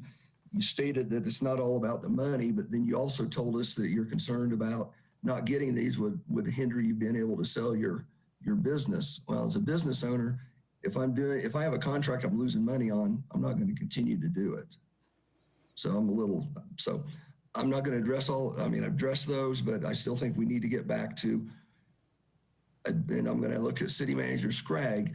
The police department is the one that has kind of stated that they have an issue with the way this is being handled. Is that correct? Well, I think you might have got a taste of how we're in the middle of all this. Yeah. I mean, the accusations fly between the towing companies, and we get varying information and accusations that we're then left to try to track down. And so I think the best statement made here is by Commissioner Longbine when he said he called A&A and he got Palmer. I mean, that pretty much tells me they're not two completely separate companies. So I'm okay although, with it. in all fairness, the way the contract's written, as long as Mr. Palmer made sure a truck got there, he would have been fulfilling his. But I'm talking about Mr. Longbine's what I would offer calling. up is, at the time that language was written, the presumption was everybody had one slot on the rotation. Yeah. If you're unable to fulfill your responsibility, you're moving on to someone else. You're not basically co-opting two and just sharing them amongst your two companies. There has been language and there has been a lot of conversation about phone numbers and who answers the phone and the staffing and a lot of what we've talked about and more. And I think that was an attempt to contemplate the possibility, but we continue to run into the things that have come up today, as well as additional complaints that, yeah, we talk about it as if they're separate, but then we continue to have things crop up that call into question whether they're separate. If the company on rotation for that week is unable to meet the demand, the onus is on that company as opposed to some list, this is first Right. call, second, I'm third. actually, I understand your question. I'm actually going to have to ask someone from PD that administers that to take that one. Looks like they're, come to the mic, please. Right, is there a list that the police department has? If number one who's on call can't do it, you automatically call number two, or is it on number one towing company to find number two? Well, before you answer, one conversation that we had, I don't even remember who I had it with, but someone on behalf of law enforcement made the point that one of the values of the rotation schedule is I can call, I can hand off that responsibility, I can get back to injured parties, writing a ticket, writing a report. So I think there is value in saying we can hand off responsibility rather than we just daisy chain our way through the towing rotation. Mm-hmm. But when it occurs that the company that's on schedule for that particular day is not available, what's the protocol? Well, one, they have to be available, but two, if, let's say, he's already out on another call with his wreckers and not available, then we would go to the next person on the rotation. If it's a situation where he's going to need extra assistance, he can contract with somebody else to help him, to help his company out. But if it's a situation where he's just not available, we just go to the next people on the list. I mean, we have a 20-minute response time. So, if it's a snowstorm and we've got every wrecker busy, I mean, we just go down the list and contact people. But if it's something where he needs assistance, he can contract with another wrecker company. So your dispatcher has a list of the order in which to Right, call and people? as do they. They all know their rotation. It's a weekly rotation, so they know in advance what week it's coming up, and so they know they have staffing and that stuff available for them. Okay. Mayor, if I may. Thank you.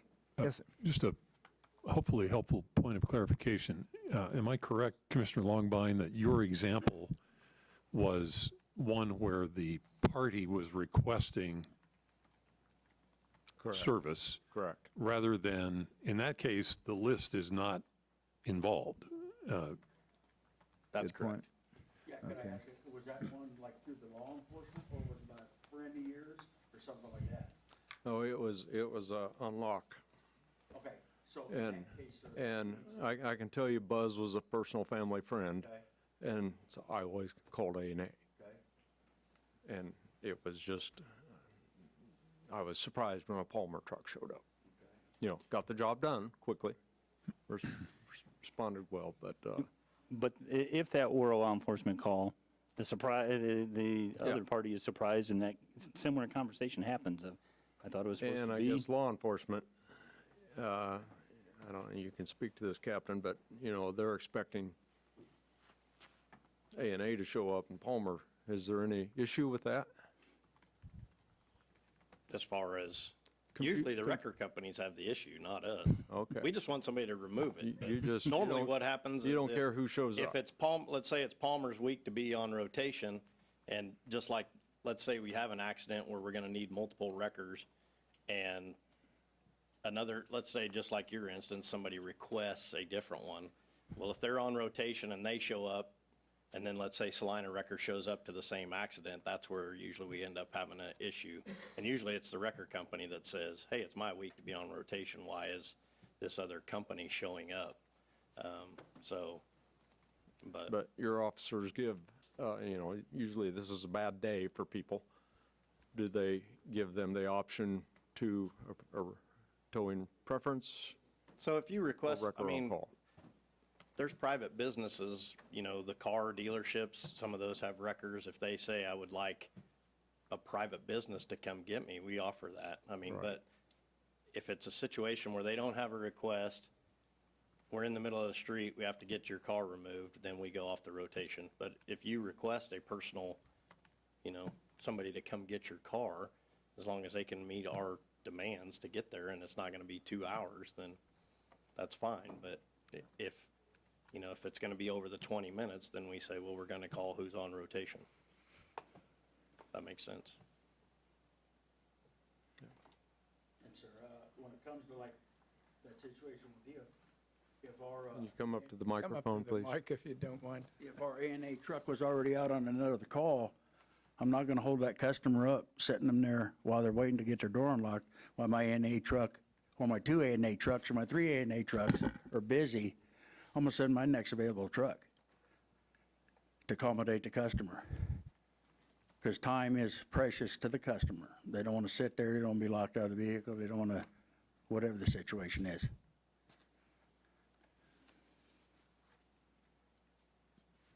Yeah, I Excuse- can All right. see that time is an issue with the PD as well, to get the traffic cleared. Mayor, if I may, at an appropriate time, I also had a question that I'd like to ask Mr. Palmer, if I may. Sure, please. Thank you. Mr. Palmer, this is in reference to the letter. Just a point of clarification again.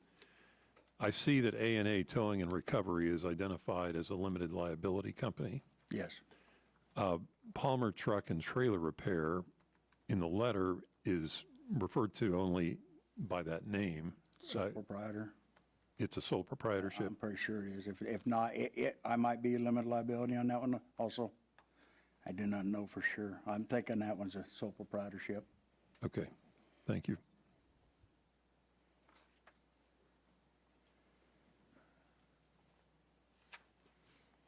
All righty. Any other public comment? Thank you, Mr. Palmer. Thank you.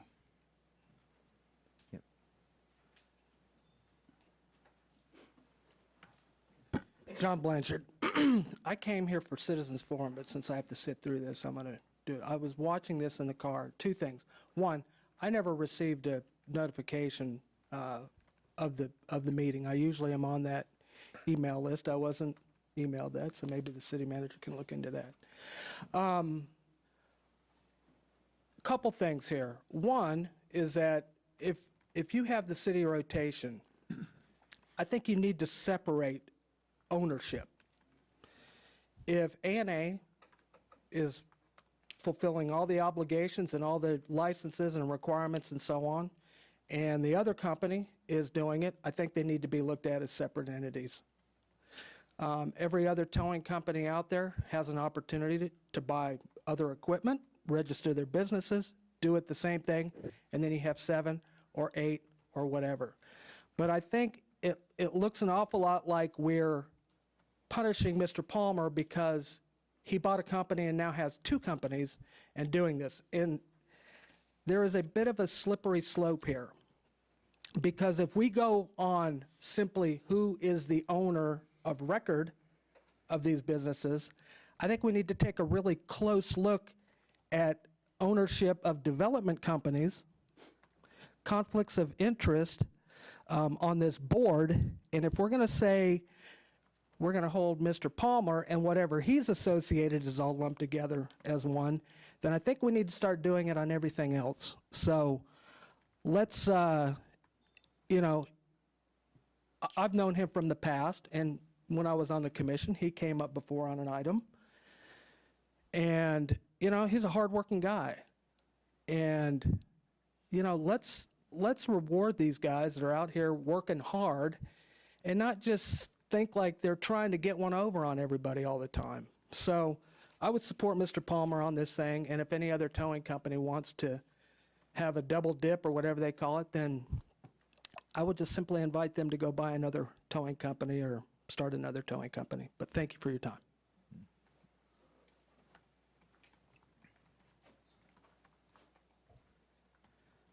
Dalton McDowell, Salina. It looks like all the towing companies are in agreement. There's no issues. I don't know who has the issue. Palmer has 2 different yards, which is fine. Another thing to look at on these commercial businesses, they all have to have US DOT numbers if they go out of state, which I believe Palmer has 2 different ones. So there's 2 different businesses right there. This is just a complete waste of time to change anything for one company, whoever it is. Palmer has been in it forever.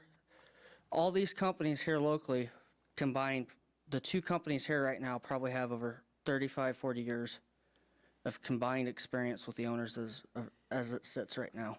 It's a waste of time. You're just barking down the wrong tree for whoever. I think just leave it like it is. If there's other issues in the towing industry, there's overcharging going on the city contracts that, yes, I do have proof. Why don't you look into that before you look into this? There's no issues here. You're just wasting everybody's time.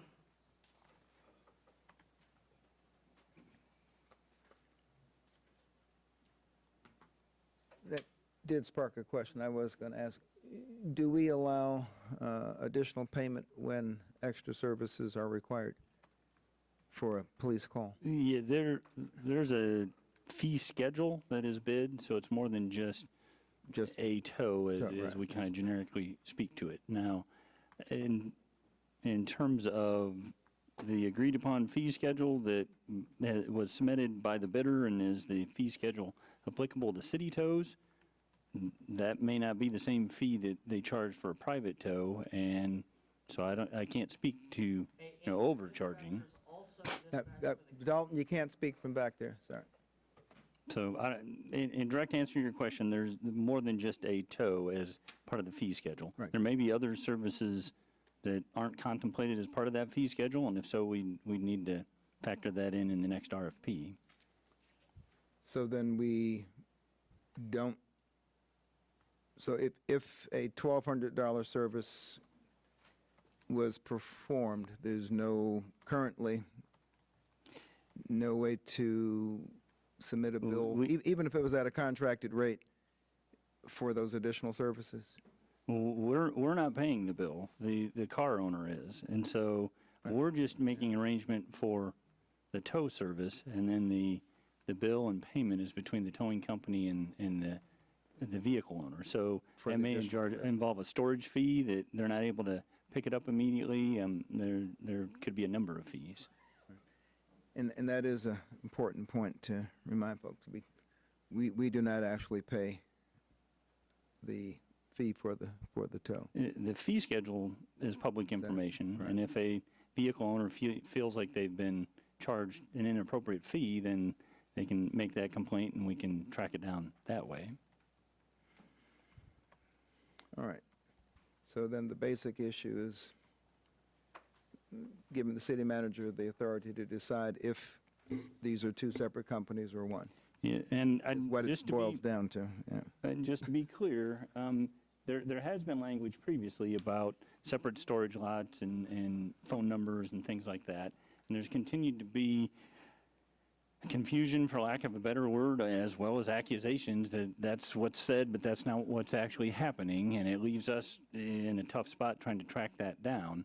This amendment tries to be more clear about that, and it very definitely does call out separate ownership. So if, as a governing body, you're open to joint ownership of two separate businesses, we would need to know that, and this ordinance would need to be amended to accommodate that. I mean, they could pick whatever company you want, Company A and Company B. They could be 100% separate in terms of equipment, location, storage lot, staffing, phone number, but if they're under one ownership, the way this ordinance is written, that would be one spot on the rotation. I'm just calling that out so that you as the governing body are aware of that if you have a preference one way or the other. Well, Well, I guess are we Go ahead. done with the public comment? Are we? Yes, we are. I guess my feeling is that we have a duty to be equitable, so I would leave it to the city manager's discretion to decide if they should be looked at as the same business or not. But I, in my business, we're on call all the time as well. If we purchased one of our competitors, would we expect the PD to call us for the additional number of calls? So I don't think that would be fair. So I think everybody should have a chance. And So if you were to summarize your suggestions for how you would... I would say we keep business entities separate, and that they each be represented. If there's a merged interest, someone owns 3 or 4 companies, then I think they should just be represented as one entity.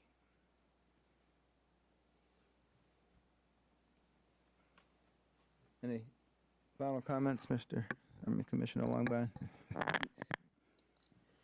Well, I wish Mr. Palmer would have been here last week. And we're under no time constraint to settle this today, I mean, if that's a concern. And I see his point, but I also see the city's point that,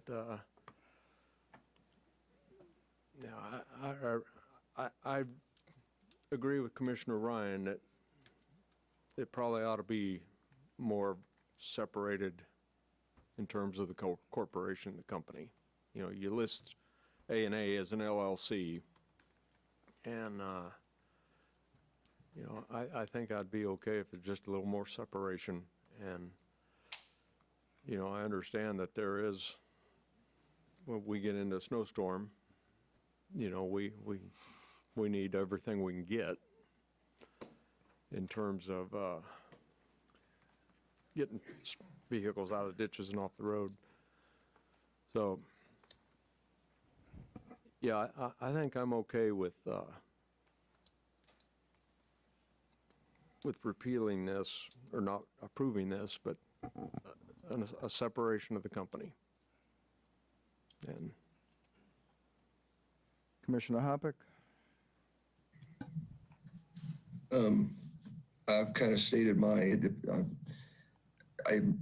we could talk about this for a long time. If current companies wanted to, my question is, and I don't know all the licensing, could they just set up a separate LLC and then be considered 2 companies? So it does become a slippery slope, I think. I guess for lack, I'm going to make a motion. We'll see where it goes, but I move we approve ordinance number 22-11136 on second reading. Second? Yeah. So I don't know if I'm interrupting here. My name is Evan Larson. I own Salina Record. We have closed the public comment. Yeah, I was literally walking. I asked for, You guys went to your individual talks, then you automatically closed it without, you interrupted public comment and automatically closed it after you guys were done talking. So the public was not done talking. And he's another owner, so let him talk. He was approaching the podium when this all went down. Okay, I do want to say, my name is Evan Larson. I own Salina Record, another tow company here in town. I personally have used Palmer. I personally used A&A to help assist on bigger jobs, on other jobs, as a matter of fact, to help us out when we can't, when we don't have all the manpower. I just want to say I don't disagree, or sorry, I don't have an issue with Palmer having Palmer and A&A because, I mean, they have helped us before. If a Palmer guy was busy, A&A guy did show up. And the other thing I wanted to say is somebody did previously say something about if a tow company pulls up to an accident when there's somebody else working about requesting your own. I think, I can't say I've experienced much of that, but I have had issues of, I've went Monday, Tuesday, Wednesday, like our rotation starts Monday at 8 a.m. I've went Monday, Tuesday, and Wednesday that I didn't get no calls. I've called down to the PD, and then they've told me straight up, oh, well, our calendars were marked wrong, sorry. And it's just like, well, I mean, we kind of just got kicked out 3 days of that. I mean, I've ran into that issue actually more than once of, like I said, not accusing of favors, but I am going to say that whatever calendar system that they have down there probably should be updated because that's dinner off my table, off my driver's tables, when that's not, which accidents do happen, but I mean, there is multiple times. Don't have dates written down, but I can tell you that I have experienced that multiple times that rotation, whatever they have at dispatch, probably should be updated. do the days get made up? What's that? Do the days get made up? No, they didn't take it off the next guys. I mean, it is what it is at the end of the day, but I did want to say that after that got brought to attention about, they say that the PD or whoever it is doesn't have the issues about Roy having 2 rotations. It's the tow companies. So I did want to address that. I mean, Roy himself has bailed me out a couple times when I didn't have the manpower or the amount of trucks available at the time to do it, whether it's heavy or light duty. I have been assisted by him. And then, like I said, just that whatever they do to rotate at the PD probably should be updated because, no, those days were not made up. And I mean, it's been multiple times. So I have called down to the PD Mondays at the beginning of the week just to say, hey, this is my week. Who do you guys have on for your calendar? It's not calling down there because I've seen another tow company work in an accident. That's not the issue. It's just making sure that our weeks are accounted for. Gotcha. So, All right. so, Points taken. We'll okay. update the calendar system. Mark Labus, and that might actually be, if the calendars are marked wrong, that might be the biggest problem right there, is PD and their calendars. Instead of, they see, oh, well, I'm not getting any calls from Salina Police Department or whatnot, and they see all these other vehicles out and about because there's other calls. That could be a big issue instead of the ordinance itself. As far as an LLC is still a corporation, individual. You have to have same tech. It may be the same owner, but realistically, you got different taxes, to be completely honest about that. Legally, it's same owner, maybe same taxes, 2 different companies, 2 different names, one's licensed, obviously through the state KDOT. They recognize it as a separate business as the other. So there shouldn't be a problem with that. I mean, if there was a monopoly like that, sure, break it up. At that point in time, the ordinance would need to be changed. But you got 5 different tow companies, if not more, 2 of them happen to be owned by the same person, separate entities.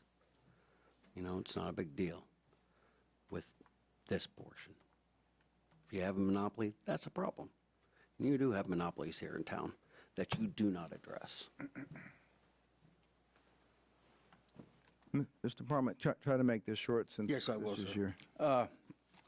I would like to point out to the city then, if we pull off our A&A or Palmer, whichever one, you guys decide, that's going to take a lot of equipment away from the city's access for light duty, heavy duty, and I don't think the city's prepared for it. To take the vehicles off the rotation that we offer. And depending on the outcome of the next contract that we see, pricing, could be both companies could be gone, so they can deal with 3 towing companies in town. And there's lots that goes with that. Like I say, we got a lot of equipment that nobody else has. You get sheriff calls on the country. They're sitting out there on a road that they can't get to the vehicles. At this point, Palmer and A&A are the only 2 companies with vehicles or equipment to access or get the vehicles out of the situations. And like I say, I know the city thinks that maybe we're being paid well, but we're not. So take that into consideration. This decision kind of will put a hindrance onto the city. I will tell you that. There's been 2 other towing companies leave this town in the last 2 years. For whatever reasons, I don't know, probably financial. But do keep that in mind, please. It will be a hindrance on the community because when the big stuff hits, there's not going to be the people there to help. Thank you. Does the SO use the same rotation system as the PD? Pardon? Does the SO use the same system? Who's the SO? Yes, the sheriff does. rotation? Correct. So Yes, I do. police and sheriff are on the same, Yes, you're on the same call, okay. yes. All right. We actually do have a motion on the floor. At the risk of really confusing the matter further, Mr. Palmer's comments about his fleet caused me to think about an alternate approach. Rather than ownership, if you would like us to pursue, we could look at a share of the rotation in proportion to your share of the overall fleet. So you have 3 vehicles, someone else has 6 vehicles. That's the basis of the amount of time you have in the rotation schedule. Basically, the larger the company, the larger their time slot on the rotation schedule. It would eliminate the need to sort out separate companies, but it still would create, depending on how you look at it, it could be seen as disparate advantage for the bigger companies. You know, I could see a smaller company saying, well, how do we get bigger if we don't, if we're limited in what we... Go buy another truck.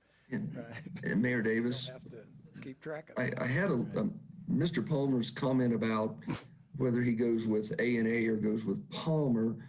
To me, if we're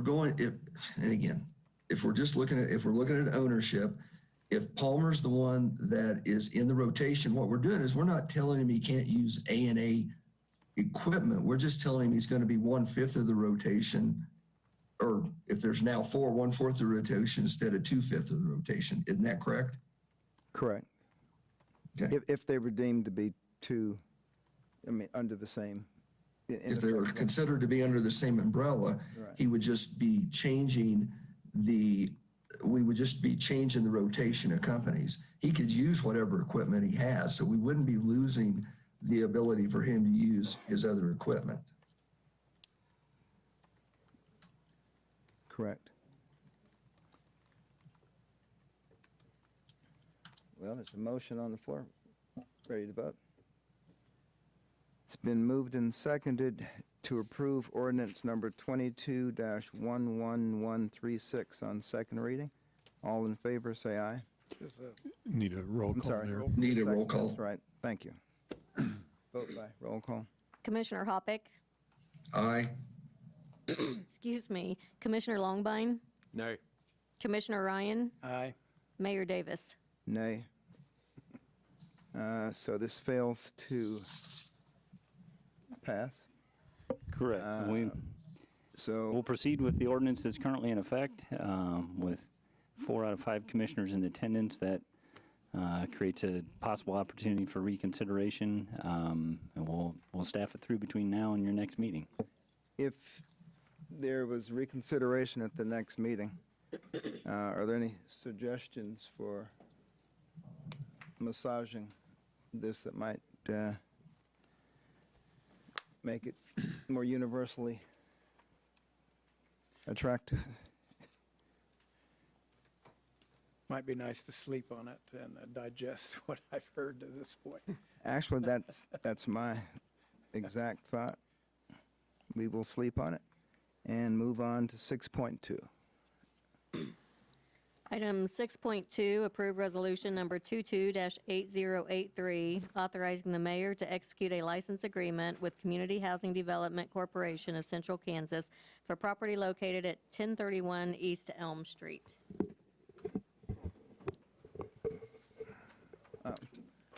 Kept looking over here for you, and I forgot you're sitting on that side. Sean Hennessy, Assistant City Manager for the City of Salina. I'm going to ask Jacob to pull up a couple pictures of this property. A little bit of background information for you, first of all. This involves this particular parcel. Yeah, if you can go to the first picture, Jacob, to show them kind of where it's at. The other one. Yeah, there we go. This is the location where this parcel is at. As you can see, it's right there at the intersection just off of Ohio. This parcel was originally acquired by the city for rights-of-way purposes in actually 1916. So it was quite a while ago that the right-of-way was acquired for this area. As you can see where Riverview comes down, it does not connect into Ohio. There's concern about the, when the road was modified, about the ability of the traffic to be able to merge there. And so in 2002, the city was approached by the Salina Housing Authority to place a house at this location. And the city commission at that point in time agreed to place a house on the parcel at this location. The house has been there for over 20 years now, and Salina Housing Authority is interested in divesting itself of its homes. The Community Housing Development Corporation of Central Kansas, or CHODO, is interested in utilizing the house for affordable housing, and essentially they are going to own the physical house, whereas the city still continues to have right-of-way on this parcel. So what the request for the city commission is to grant CHODO a license to be able to use this parcel in pretty much the same manner it has been. However, a license is a very limited in, both this licenses and licenses in general are limited in the scope of what they afford. So they can only use it for affordable housing. They cannot replace the home or anything of that nature. It is highly unusual to have a home in a right-of-way, but this one has been there for 20 years, and the cost to move it would be very high and in all likelihood exceed the cost of the value of the home if it was moved. So the request for you, there's really 4 options before you. Approve Resolution 22-8083. This would grant a license to CHODO to continue to operate the house for affordable housing purposes as it has been for the last 20 years. You could approve it with any amendments as you saw fit, or you could postpone consideration of Resolution 22-8083 to specify date and time later on and request additional modifications or information at that point in time. or you can vote to deny the resolution 228083, which would result in the house continuing to remain there on the right-of-way, but it would not be held by Chodo with a license. And if you have any questions, I'd be happy to answer them. Any questions? Commissioner Hoppick? No, not at this time. All right. Any public comment?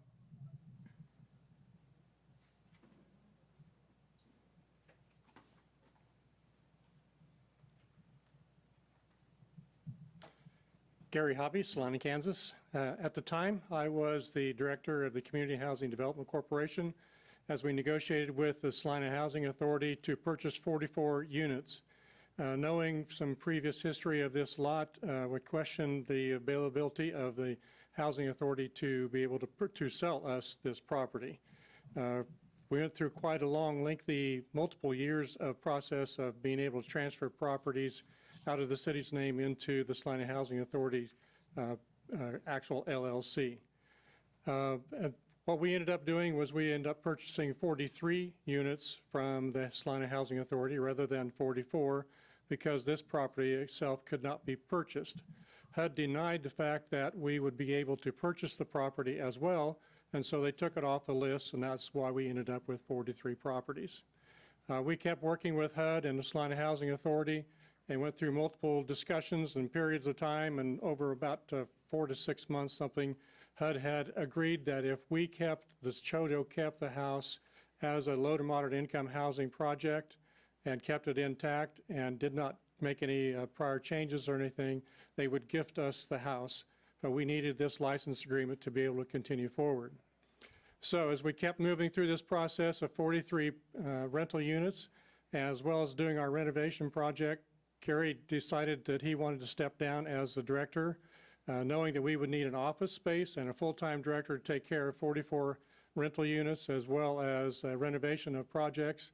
And then we've also been awarded a $500,000 grant from the Saline County ARPA funds to help with weatherization of senior properties or actual low to moderate income properties within Saline County.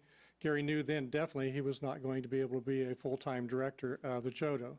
And so now we have hired Mike Peterson to be the director of the Community Housing Development Corporation of Central Kansas.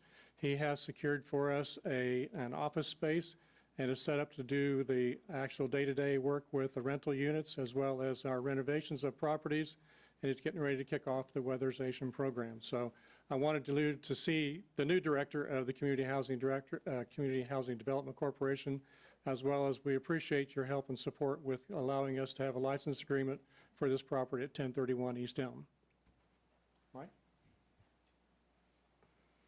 I asked Gary earlier if he was the one who chose our position on the agenda, and he allowed us out. No, he did not. He was not the one who did that. But thank you very much for allowing us the opportunity to come and speak with you. Gary, thank you very much for recruiting me. I would mention Gary may have left out a few details about how much work we would be doing once he retired from that position. But it's very exciting. I'm very interested in it, and it's provided already a great deal of positive impact. So any questions you have, we'll be glad to answer. Thank you, and welcome. Any questions? No questions. Commissioner Hoppick?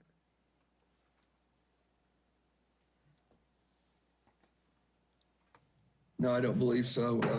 I was involved with the sale of the other properties from the Housing Authority to the Chodo, and this is a property that cannot be insured on. Yet it's a unique situation when you have a house sitting on a right-of-way.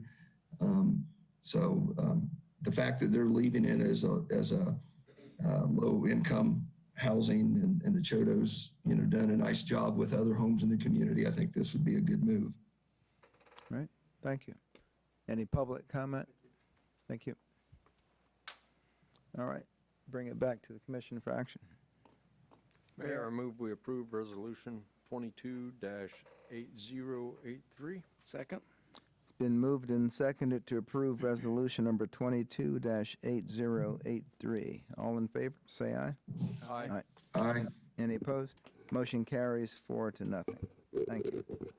And we can now move to 7.1.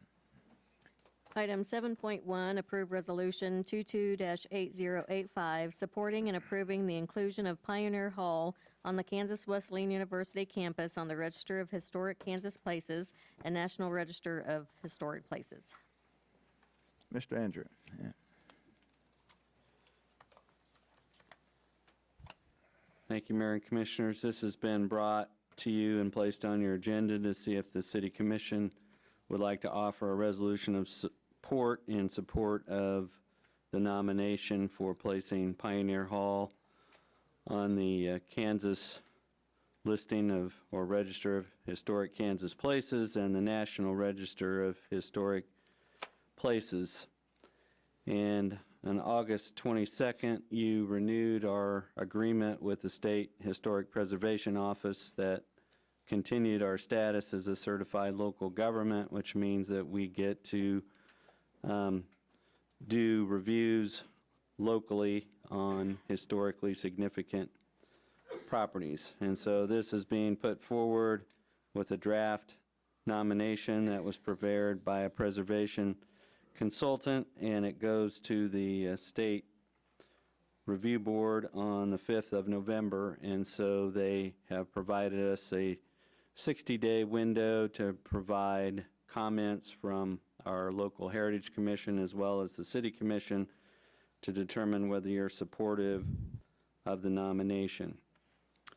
And so if it is nominated and is selected to go on the National Register, that could potentially make this building eligible for financial incentives to restore and rehabilitate the building. And these would include the use of state and federal rehabilitation tax credits. And so if that nomination is approved, Kansas Wesleyan would potentially be able to avail themselves of those tax credits. We currently have 14 properties that are on the National Register that are within the city limits. Some of those have been done recently, including the National Bank of America building at Iron and Santa Fe, the Lowell School building, and the Norton Apartments. Previously, the H.D. Lee buildings were placed on the register in 2008. We did point out that there are 4 historic Salina buildings that have been nominated and placed on the National Register that are now occupied for housing, and those include the Roosevelt Lincoln Middle School, the H.D. Lee building, and most recently the Norton Apartments on East Iron and Lowell School. So the use of the rehabilitation tax credits can be an important tool for restoration or rehabilitation of those buildings.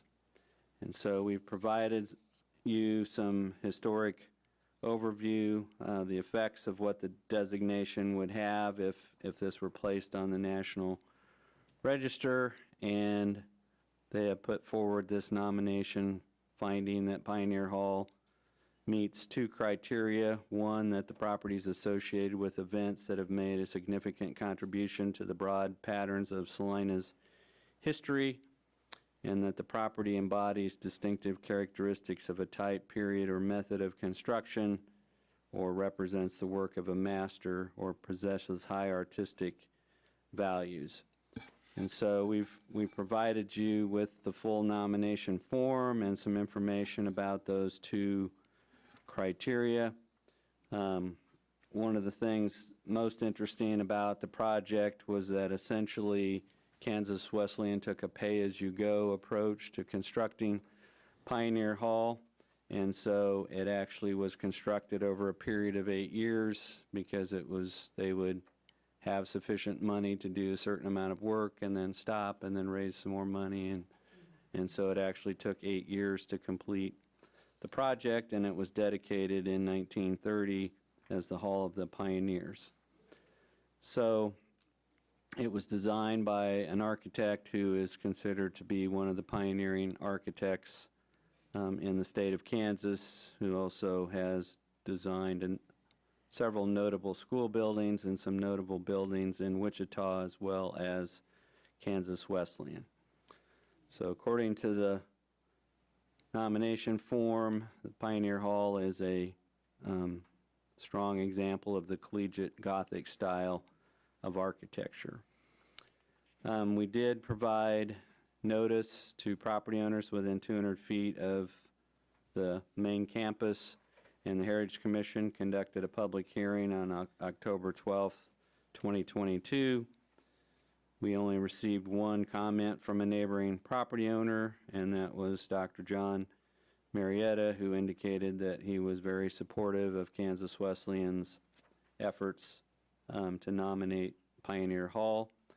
The Heritage Commission voted 5-0 to recommend to the City Commission that Pioneer Hall should be determined to be eligible for listing on the National Register. And they made 4 findings. One is that Pioneer Hall is the centerpiece of Kansas Wesleyan University campus, and the development of that campus is closely intertwined with the history of Salina and its commercial and economic development. Pioneer Hall is associated with events and an educational institution in Kansas Wesleyan that has made a significant contribution to Salina's historic development. Pioneer Hall still embodies distinctive characteristics of the collegiate Gothic style, and it retains a high degree of architectural integrity from its original construction. So if you were to concur with the recommendation of the Heritage Commission and find that Pioneer Hall meets the applicable criteria, you could direct staff to submit a resolution of support to the State Historic Preservation Office, and that would be the attached Resolution 228085. If you disagree with the recommendation of the Heritage Commission and you find that Pioneer Hall does not meet the applicable criteria for nomination, then you should decline to approve the attached resolution. If you do concur with the recommendation of the Heritage Commission, the resolution should be approved, signed by the mayor, and we would submit that resolution to the State Historic Preservation Office so that they would know on November 5th that this nomination has local support. So with that, I'd be open to any questions you would have. Any questions? None here. Commissioner Hubbard? None? All right. I don't believe so. Thank you. Any public comment? Seeing none online, bring it back to the commission for action. Mayor, I move that the Salina City Commission concur with the recommendation of the Salina Heritage Commission, finding that Pioneer Hall meets the applicable criteria of eligibility for nomination to the National Register of Historic Places, and direct staff to submit a resolution of support to the State Historical Preservation Office, recommending the historic listing. Second. I would second that, but I think we need to add also that's approving resolution 22-8085. Is that correct? Correct. Yes, thank you. Yes, so I'll second that. Moved and seconded to approve Resolution 22-8085, supporting and approving the inclusion of Pioneer Hall on the Kansas Wesleyan University campus on the Register of Historic Kansas Places and National Register of Historic Places. All in favor, say aye. Aye. Aye. Any opposed? Motion carries 4-0. Thank you. We will move to 7.2. Item 7.2, approve resolution number 22-8086, authorizing the mayor to execute a license agreement with Bhakta Construction, Inc. to allow the installation of a private sewer service line within the North Street right-of-way commencing west of Broadway Boulevard and connecting to the city's sewer system at a point east of Broadway Boulevard. Mr. Andrew, thank you.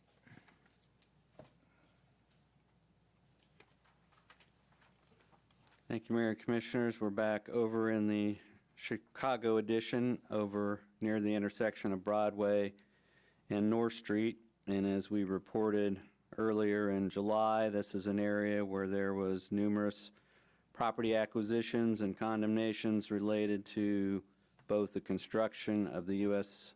Highway 81 bypass as well as extensive straightening of the meandering channel for Dry Creek.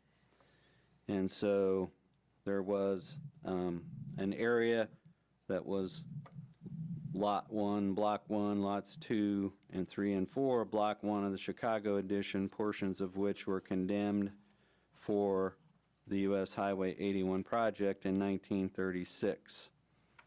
There was a leftover piece that was not acquired or condemned, and that contained a small dwelling on Lot 1, Block 1, on the south side of West North Street, directly across from the 8140 motel.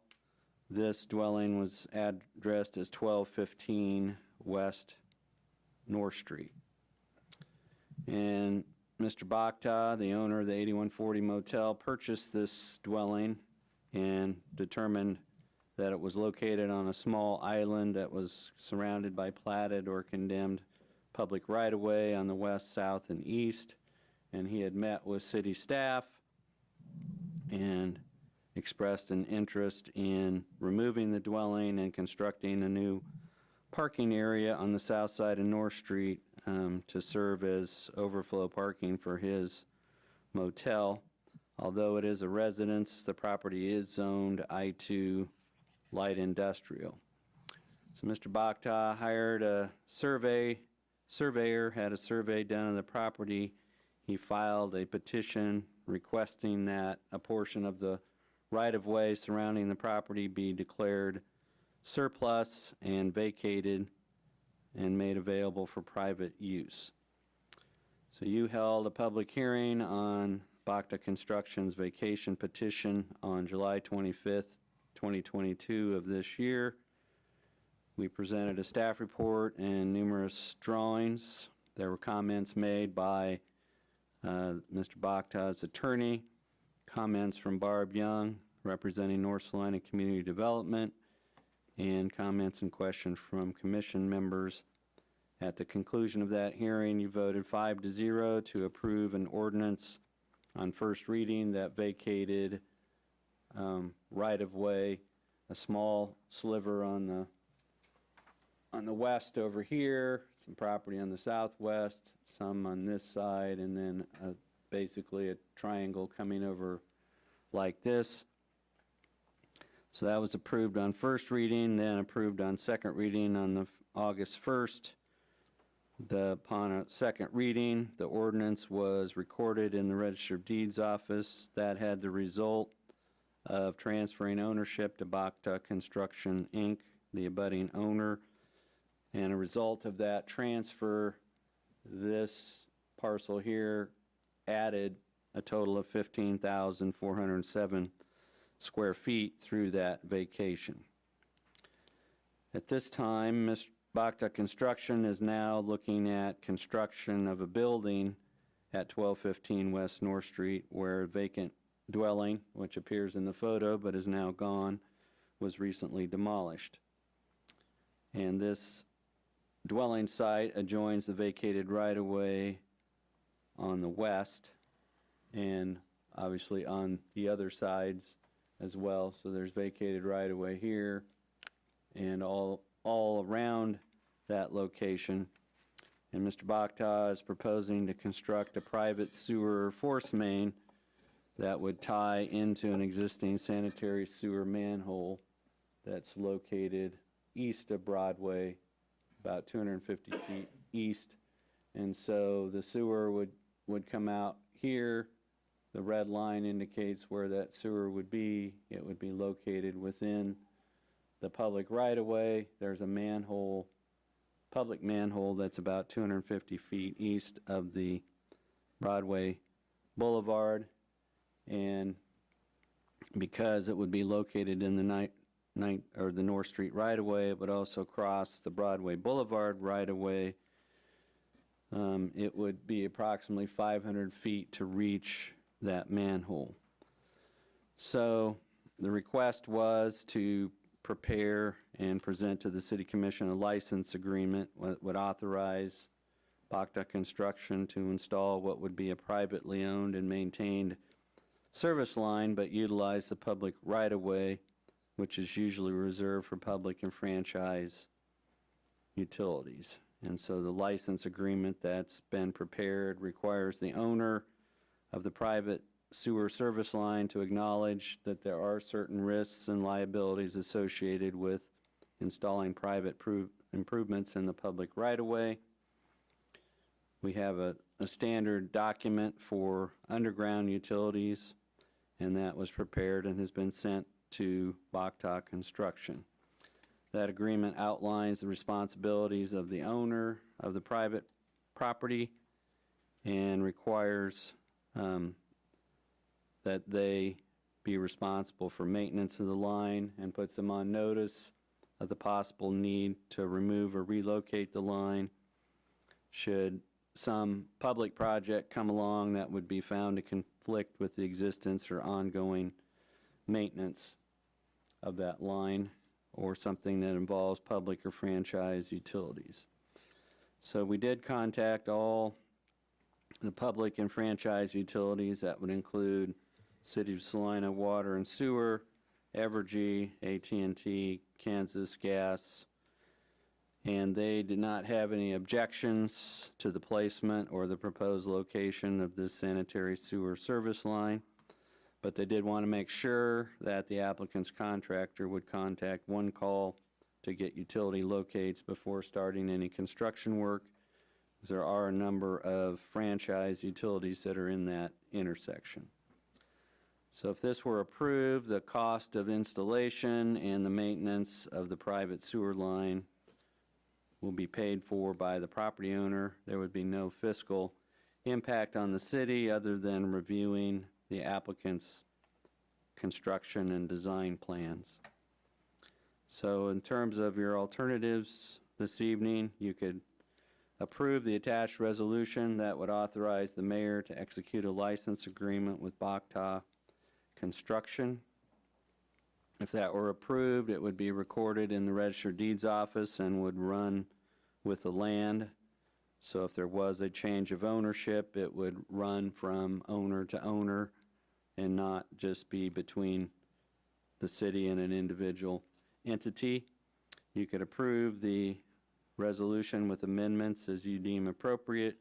You could postpone consideration of this request to a specified date and time and provide staff with direction regarding additional information or amendments you would like to request, or you could vote to deny the attached resolution. The result would be the applicant would not be able to install the private sewer line to serve his property. So with that, staff would be open to any questions that you have. I just have, if for whatever reason something catastrophic happened to the line at 2 in the morning, does the city water and sewer department come out to address that, or is that on the owner? If it's identified as being on the applicant's private service line, the city would not respond. It would be up to the applicant if there was a problem. We would only take care of anything. We had the graphic up there. There's a manhole that's 250 feet east of Broadway.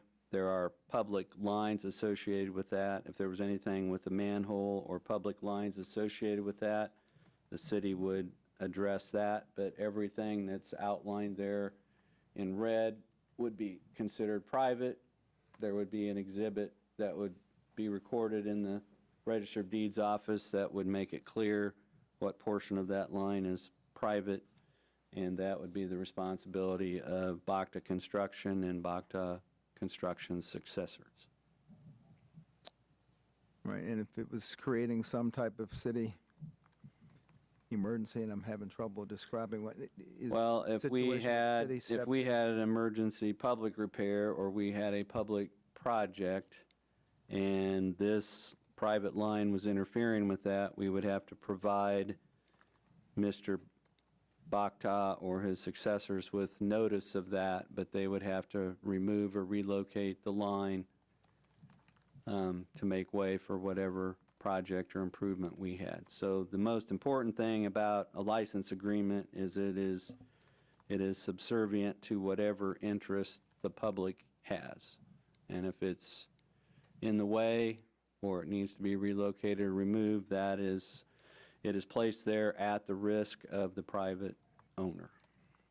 Right, and when it comes under Broadway, assuming that's done with coordination with city traffic Yes. control to All those are minimize spelled out in the agreement, but he's going to have to submit design plans for review, and then he's going to have a traffic control plan. He's planning to use Mid-Kansas Underground is what we understand, and so they would have to coordinate with our Utilities and Public Works Department before they installed anything. Okay. Thank you. I had a couple. Sure. The property already has city water service, is that correct? As far as we know, there is city water service there. There's a public main that, I guess, Jacob, if you could go back to that aerial exhibit, this line right here and this line in Broadway, but this is a public water line, and so the house, to the best of our knowledge, had access and connection to that public water line, but there is no sewer service west of Broadway. Did the house have a septic system previously, or? I would have to defer to Mr. Bhakta on that, but I imagine it had some form of a septic system. When we were looking at the possibility, or the commission was looking at the possibility of constructing a police training center and shooting range on the Pestinger property to the west, there was a similar plan put forward to run a private sewer force main over to this manhole to serve that property that's on the west side of the creek. So there is no sewer in that vicinity, but there is a water line.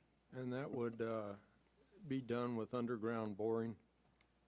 That is the technology that Mid-Kansas Underground has used on other projects, but they'll have to submit a proposal to our Public Works and Utilities Department and coordinate with them on the installation. They wouldn't be tearing out Broadway? No, they would They'd hopefully all be underground. be boring under that street, but I would defer to Mr.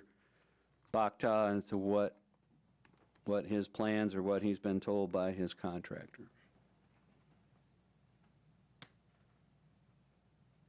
Right. Commissioner Hoppick, any questions? Not at this time. Thank you. Any public comment? Great.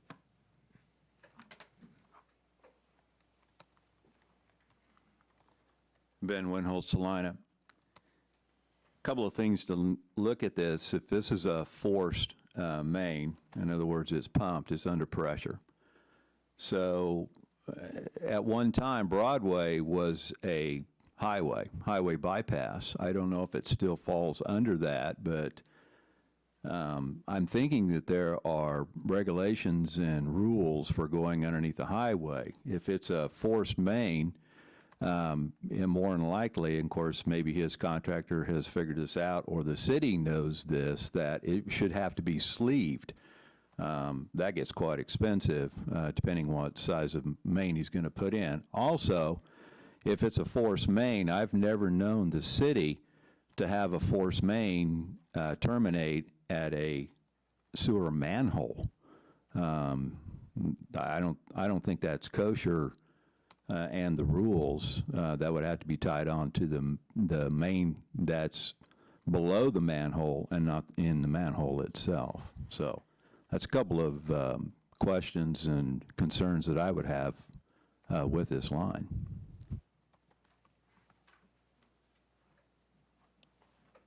Do we have any expertise in the room to address that? I can say that we expect it to meet code, but I'm not sure what the intended plan is.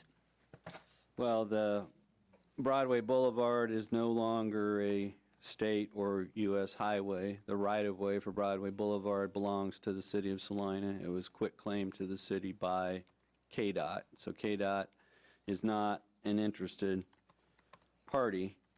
And so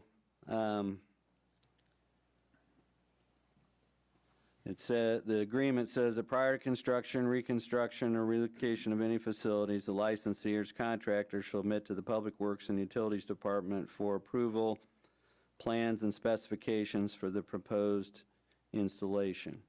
So they cannot move forward with the project unless their plans prepared by Mid-Kansas Underground have been reviewed and approved by Public Works and the Director of Utilities. I have both spoken with and gotten written comments from the Director of Utilities, and they will be overseeing this installation, and they will make sure that whatever connection is made at the east end conforms with city standards.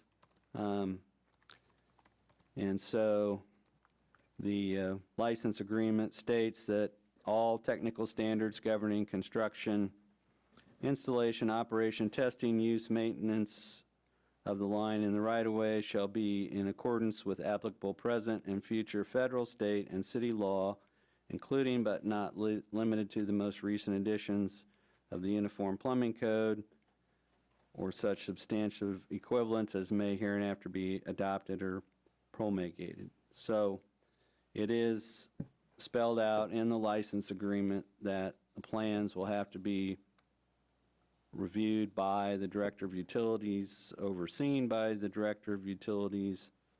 There's a requirement that they create a safe work zone for traffic control, and there's a requirement that in installing the line, they have to comply with the Uniform Plumbing Code and all other applicable regulations. So our job as staff is to make sure we've put those into the agreement. Our job is to oversee the installation to make sure those things are met. Okay, thank you. All right. I guess I have a question of what the intended use of this is for needing the sewer line.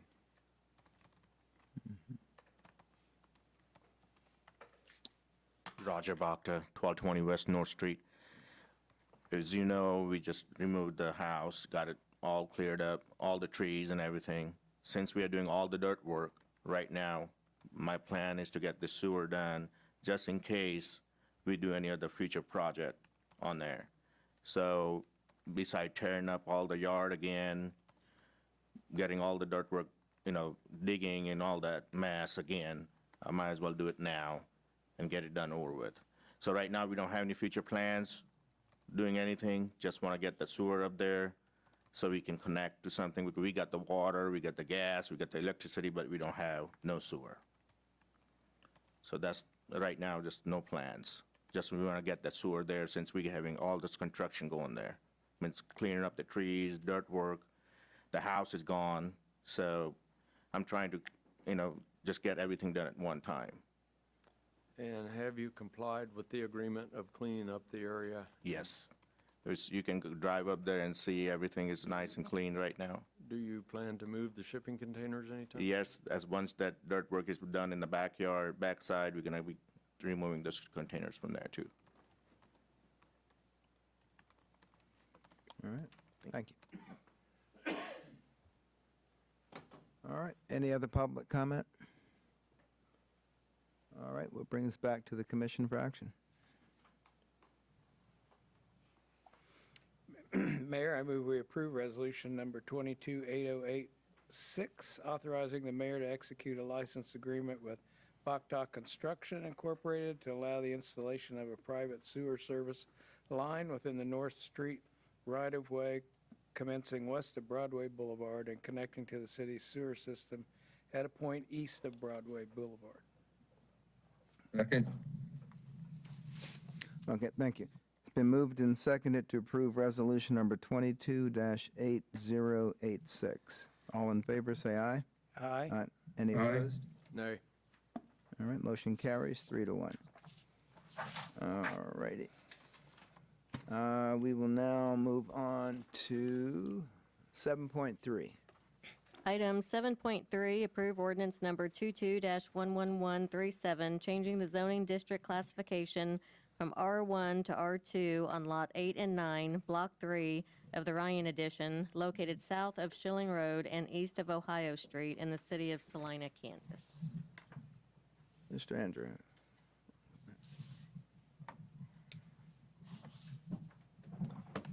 Thank you, Mayor and Commissioners. Southview Estates LLC, which is the developer doing the housing in the Ryan Addition located at the southeast corner of Schilling Road and South Ohio Street, has determined that two R2 zone lots that are on the south side of Harbor Drive and were intended for townhome development are not wide enough to accommodate townhomes because of the presence of utility easements on both lots. And in order to adhere to the terms agreed upon in a development agreement they entered into with the city, which includes the construction of 108 units, which is supposed to consist of 42 single-family units and 33 townhomes consisting of 66 multifamily units. They have proposed to rezone Lot 8, Block 3, and Lot 9, Block 3 to R2 multifamily residential in order to construct townhomes on these two lots instead. So if this request was approved, it would not change the overall housing mix of 42 single-family units and 66 multifamily units, only the original placement of the 4 units in total. So these two lots right here are today zoned R2, and they're originally intended for the construction of townhomes similar to these townhomes. But there's utility easement and pedestrian easement that comes up through here. And because of the floor plan that they have for the townhomes, which is consistent throughout the subdivision, Southview Estates has determined that those townhome footprints will not fit without encroaching into the utility easement. So they identified 2 lots on the north side of Harbor Drive over here, which they are requesting be reclassified to R2 to allow the 2 townhomes to be constructed there. So we have a situation here where in our R2 multifamily residential district, you can construct either single-family homes or 2-family homes, but if you have R1 zoning, you cannot construct townhomes or 2-family homes.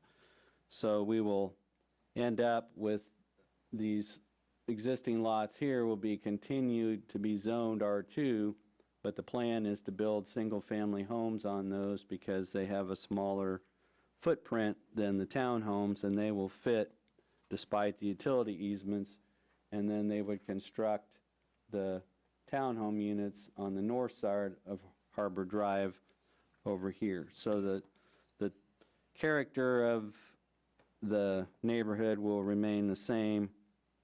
It's not going to create an isolated townhome area because these lots here are adjacent to townhomes being constructed here, and so they simply fit better on those 2 lots, which are not impacted by easements.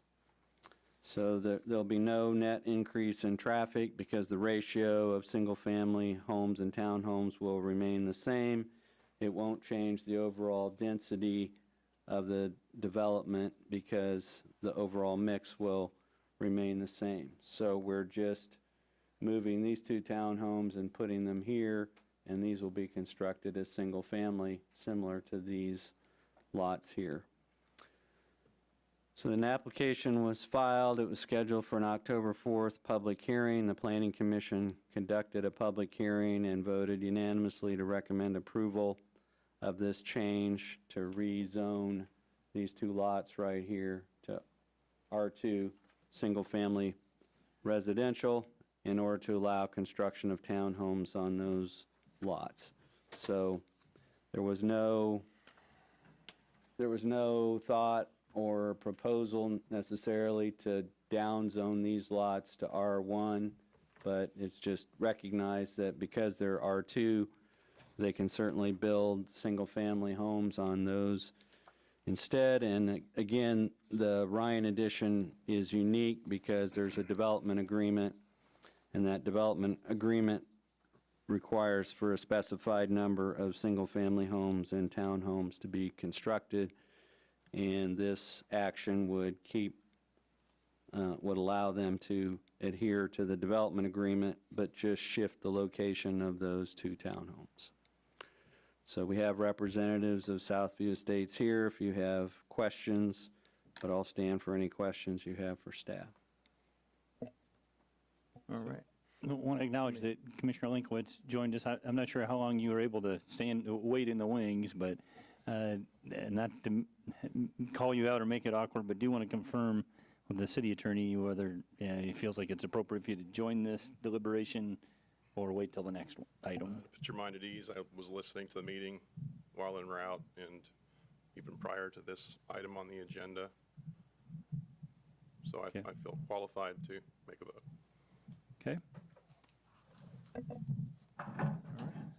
Any questions for Mr. Andrew? Commissioner Hobbit? No? I don't believe so. All right, any public comment? Bring it back to the commission for action. Mayor, I move we approve ordinance number 22-11137 on first reading, changing the zoning district classification on lots 8 and 9, Block 3 of the Ryan addition to R2 multifamily residential as requested. Second? Okay, it's been moved and seconded to approve ordinance number 22-11137 on first reading. All in favor, say aye. Aye. Aye. Any opposed? Motion carries 5-0. And this will be brought back, I guess, in 2 weeks. Correct. Okay. Move on to 7.4. Item 7.4, approve resolution number 22-8090, adopting the Live Salina Plan 2022 supplement. Ms. Driscoll, how are you doing? Mr. Mayor, thank you. As you're aware, we have been dealing with a lot of different housing issues the last couple of years, and I've been trying to stay abreast of information and statistics to help with decision-making. Resolution 16-7315 was first adopted, creating the Live Salina Housing Assessment and Strategic Plan on January 25th of 2016. That was helped in the creation over 18 months worth of work with RDG Planning and Design Group, consultation firm based out of Omaha, Nebraska. Since that time, we have seen the expansion of a number of employers and growth forecasted for the community. In January of 2021, the city worked with RDG Planning and Design Group to update the Live Salina Assessment and Strategic Plan. The purpose was to ensure that we had the most current information possible in order to move forward with economic incentives related to housing and just understanding what is the needed capacity of housing for the community based on our growth. That was adopted in July 12th of 2021 and followed by a housing incentive policy in July 19th, 2021 via Resolution 217971. But things haven't slowed and things haven't changed. The market continues to move, both with the number of employers forecasted to come, or a number of employees forecasted to come to the community, along with things such as rising interest rates. We continue to have a challenged supply and labor market as well, and those continue to affect the housing market. Because of that, we actually engaged RDG to do a 2022 update, basically to go through and make sure our numbers were correct, and also to further address any of the questions that we had seen come up in the last year. In particular, you'll see the pro forma that had been in the 2021 update has been updated to have the latest construction numbers, also goes into a little bit more depth about different types of economic incentives, more applicable to what we've seen here. With that, there's no direct cost associated with the adoption of this resolution. We used predetermined budget funds for the department to do these types of studies, to do this annual update, and it was reasonably cost based on the fact that they already had a lot of our work done. They were just pulling that data again fresh for us.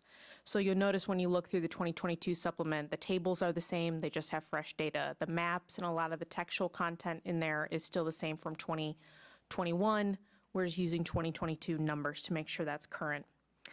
The resolution before you, 22-8090, would basically accept this update or this latest supplement, the 2022 supplement, and allow staff to use this in decision-making, in the documents we bring forward to you, and also share this with the development community. Option 1 is to approve said resolution. Option 2 is to approve the resolution with amendments as you deem fit. 3 is to postpone consideration of the resolution to a specified date and time and provide staff direction regarding how you would like to amend this or for staff to change. And 4, vote to decline to approve resolution, resulting in us not adopting or taking in this 2022 supplement for the Live Salina plan. With that, I will happily take any questions. Any questions? What will you actually use this information for? Oh, I use it all the time. We have people who call the office on a pretty regular basis, developers, current landowners, realtors, asking, well, how many houses do you really need? What's the going rate of that price? Well, just kind of a variety of things. If a developer is interested in the community that's new, this essentially is a very good base document for them to understand our housing history, the housing types. It lays out where we have kind of areas that have development potential, where infrastructure is nearby, roads are nearby, and there are large tracts of land nearby. It just gives a really good foundation to the housing history and the housing future in Salina. Additional information about there is its population, its household incomes, its regional rent rates, a variety of different things. Yeah, I thought it was very well done, a lot of information. Is it readily available to developers and anybody? As soon as you adopt it. The 2021 one is, so if you go onto our economics incentives page on the city's website, there's a large table that lists all of our economic incentives. Right up at the top is our housing section, and it not only has this supplement, it has it has our 2021 supplement, it has the 2016 plan, and then we also have like a ready-to-go developers packet that has a cover letter that explains kind of different development resources in the community, along with an incentives application, these studies, and our incentive policy. Okay, thank you.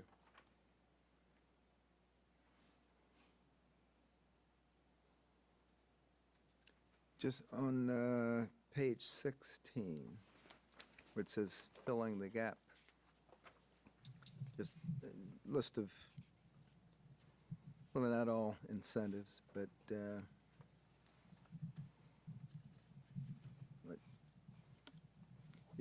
you there? Yep. Yeah, okay. These are not guarantees to development, these are... No, I mean, nothing is guaranteed. I mean, these are just regional assessments.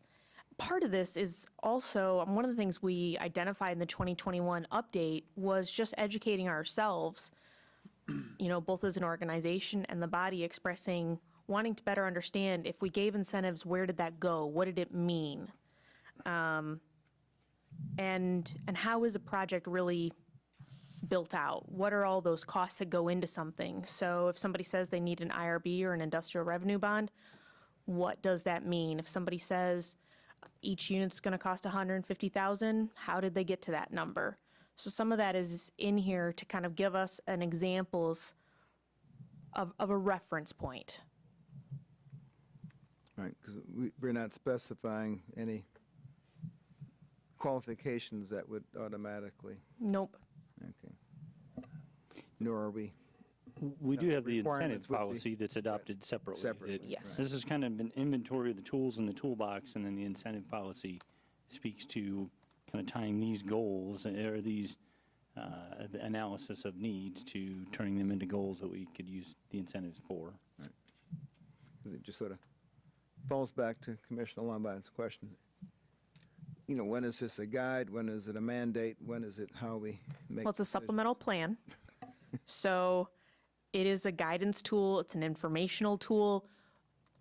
If we create rules for ourselves, we're either going to create it by ordinance, by resolution, or an adopted policy. And our policies we adopt by resolution. So hence, as City Manager Scragg mentioned, we have your housing incentive policy that specifically outlines those pieces. And it does refer to this document as a point of reference for the goals and things identified within here. But it's an informational document. So we should not fear deviating from this in any particular situation, in that it's not our mandated way of doing business, but a tool and a guide. Correct. It is information to aid in your decision-making. So when we bring a housing project in front of you and I say we have 300 units, they are, renting, or 300, let's say, owner-occupied, and they are going to sell for $250,000. I'm assuming one of the things you're going to ask me is, do we really need those? One of the key items that's in the supplemental plan is our proposed housing inventory strategy. It says, based on what we know about your demographics, based on what we know about the population coming in, these are the various price points that both rental and owner-occupied housing breaks down. And this is really how many of those units you need by this time point. And we tend to operate on a 10-year spectrum broken up into 5-year increments. You're going to need to be able to meet the goals identified in this plan based on the data that we gathered.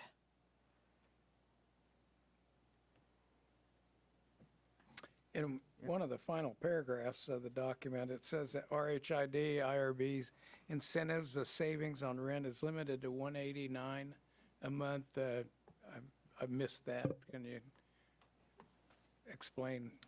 So, Apparent cap?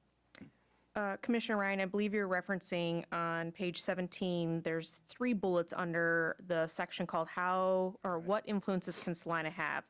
Third bullet says, for a typical scenario where the city offers RHID or IRB incentives, the savings on rent is limited to $189 a month. If the project is awarded the maximum state MIH grant, the savings on monthly rents rise to $243 a month in this scenario. So it's not a guarantee, but again, in that example pro forma, the question is, does RHID make a difference? Does IRB make a difference? This is trying to show if the project pans out without incentives, because remember, often when we're doing incentives, the question is, how do you fill the gap? Because without the gap being filled, the project is not viable. This is making an assumption that we have a viable project. If we gave these incentives on top of that, then rent could be lowered, and what would that impact be on monthly rents? But it's very specific to the hypothetical scenario that's in. Just this one. Correct. And that's just trying to help us understand as we look at different incentives, which ones make the most impact. Thank you. I'll say one thing, it looks like after workforce housing, senior housing is going to be #1 goal. It may already be #1, looking at. We can prioritize them all, because literally you could look at our strategy, I need housing in every category. So I think, to your point, we do need workforce housing right now because we know we have employees coming by 2025, and those that are coming make an income rate that is higher than our subsidized units. So if you're looking at like a LIHTC or low-income housing tax credit property or something that's subsidized through a HUD program, you won't qualify for those. So we do not have an exceptional inventory of what we would call market rate apartments that are not income restricted. And then after that, we have infill, we have senior housing, a variety of things. We're currently working through a variety of things to prep ourselves for infill housing. There's monies through CDBG and a variety of things that we kind of have to jump through extra hoops to get qualified for. But we are looking to implement that within 2023 and bring that in front of you and kind of go over our plan on that side of things. Thank you. Commissioner Hoppick, any questions? Not at this time, thank you. Okay. Commissioner Lankowitz? No questions. All right. Any public comment, questions, concerns?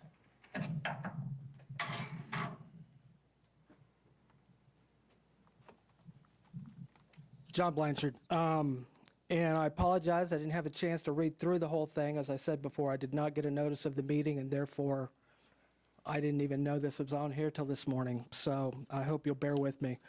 Update of this plan. I've got, your questions were great. How do we use this? We use it for information. Well, information is only good as the data that's behind it. And one of the things that concerned me, I went right away to the census data. And on the census data, we don't use the census data. We don't use the number, the 46,000 that the census came up with. We use a 48,600 and something that RDG came up with. And they came up with that through some thing with what Finney County did. And basically they said, we feel like this was an undercount. So my question is this. Have we done anything, made contact with the Census Bureau and made any formal or informal protest as to what the official count for Salina and Saline County was? Question number one. Second, did we do any due diligence on verifying that number, or did we just say, oh, okay, we'll go with the 48,000?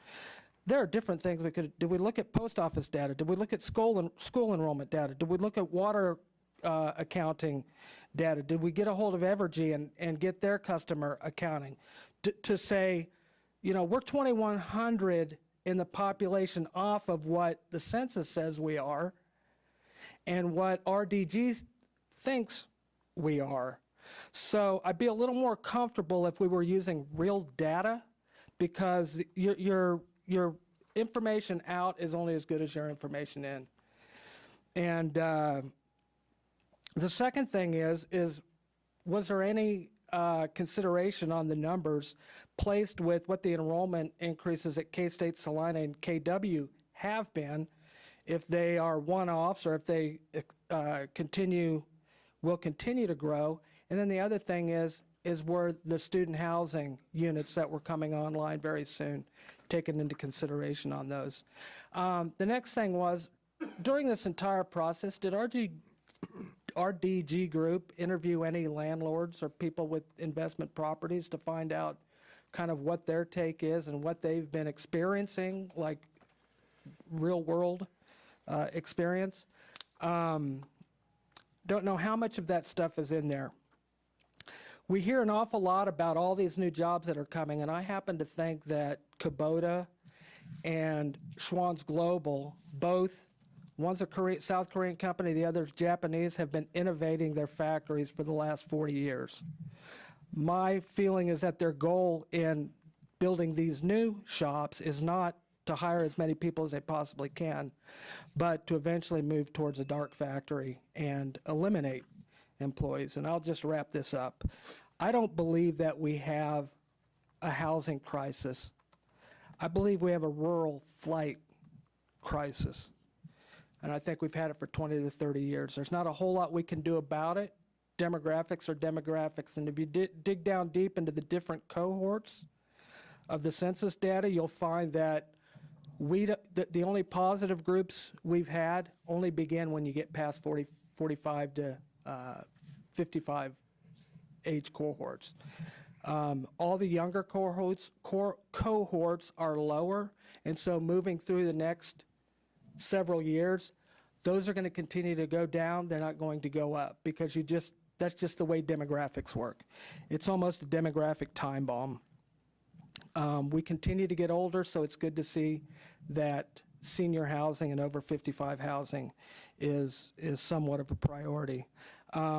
If we're suggesting that somehow rural flight trends are going to reverse, I think it's naive, and I think it's also irresponsible. So unless we want to end up making Junction City look good, I think we need to be real careful on what we do, but most of all, we need to verify that the underlying data is correct and not just someone's wishful thinking, because we are not growing at 0.5% annual growth, and we never will. Thank you.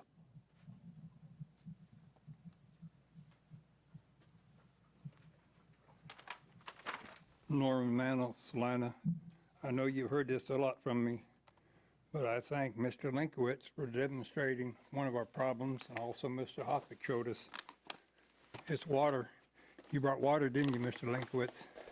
Actually, I didn't, but they were kind enough to provide it.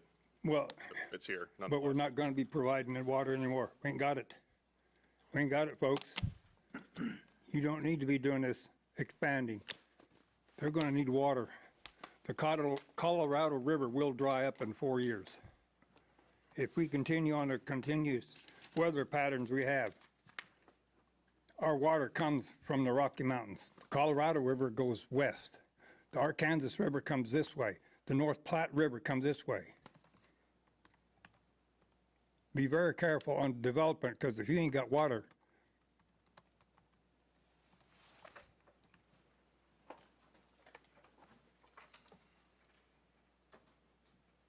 Any other comments? Ms. Driscoll, did you want to try to address any of those concerns about the validity of the numbers used in their calculations, or the reasoning behind those numbers? Is that what the body wants? I mean, and if you're not prepared, I know you weren't prepared to come here. If you would like me to address it more. Come up to, yeah. Sorry, Mr. Mayor. If you'd like to have me address those more completely, I could do that at a future meeting. I understand what Mr. Blanchard is saying regarding his concerns related to the census. I would disagree with some of his sentiments regarding the census. One of the things we looked at in both looking at the state housing plan, what other large rural counties have been looking at in Kansas, is that the census data is not correct, that we have communities that were undercounted. And when you have a pandemic occurring during the primary portion of the census that involves numerators getting into the community, getting into populations or getting to populations that are hard to reach, and that being cut off due to pandemic mandates that don't allow people to get together and to gather and to do a variety of those things, we have undercounting. And I'm not trying to get into an argument with any one individual on their preferences or where they think rural communities are going, but this data is not just RDG, it's not just the census, it's looking at other data that came out. The state's housing plan came out this last year. It also recognizes that a lot of that census data was undercounted for housing. We wanted to get a realistic understanding based on both the employment data we were getting for the employers themselves, the data that came out in the state's housing plan, what we're being told is our undercount, and if we needed to go do some type of recount, I mean, there are ways to do that, but it's a fiscal cost, and you need to find the necessity. I don't know if we've found that necessity yet, but if we look at a variety of data that was taken into consideration for this plan to try to understand what that population could be in the future, we chose to use multiple sources to get an aggregated number.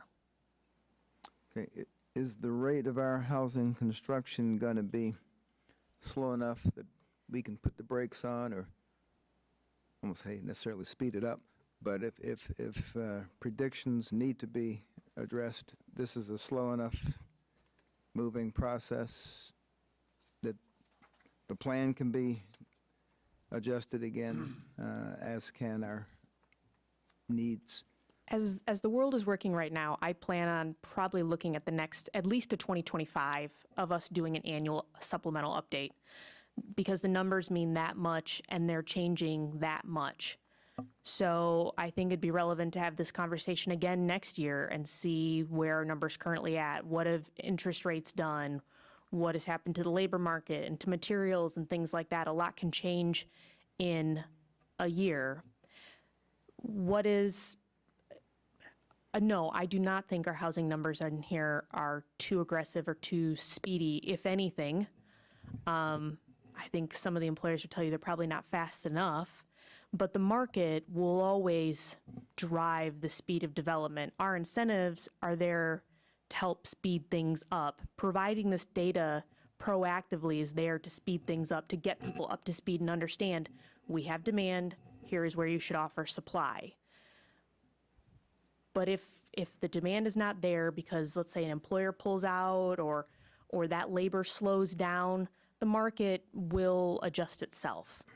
That's what we've seen in the past. I can't promise you anything from this podium, but if we're doing annual updates for the next couple of years, which are kind of some of our highest growth points based on what the employers are saying, we would know next year if this is too proactive. You know, we'd run new numbers and go, you know what, we're not seeing what we thought we were going to see, or we're not seeing, you know, this employer's decided not to come to town. And I think one of the probably most current real world indicators is available supply.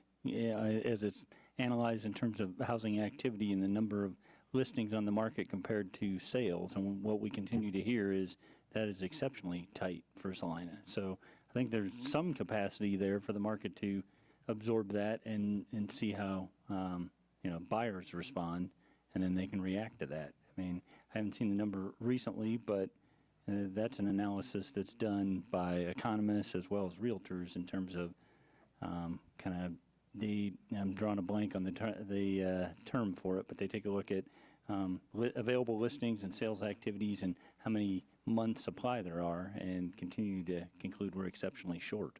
Well, and one of the things that's going to have an impact, I think, is interest rates.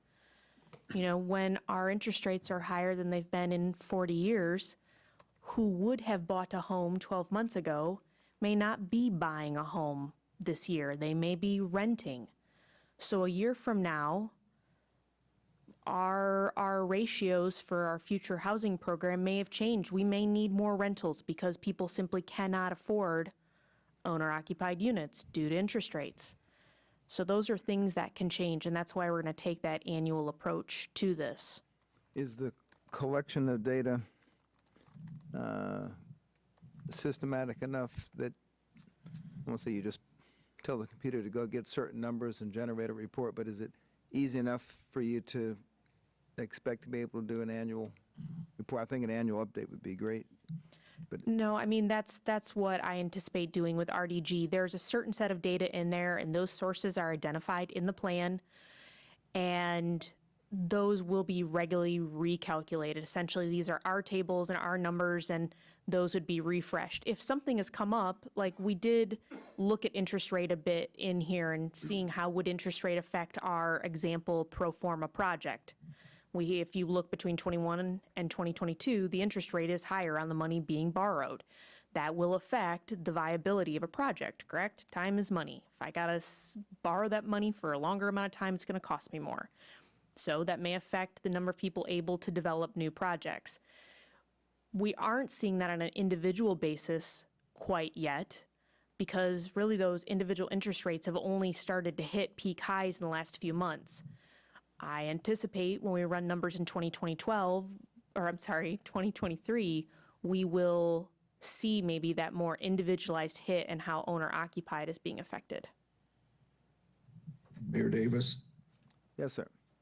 Yeah, I would like to add a little bit. I do agree with Mr. Scragg. We still have a shortage of housing in Salina.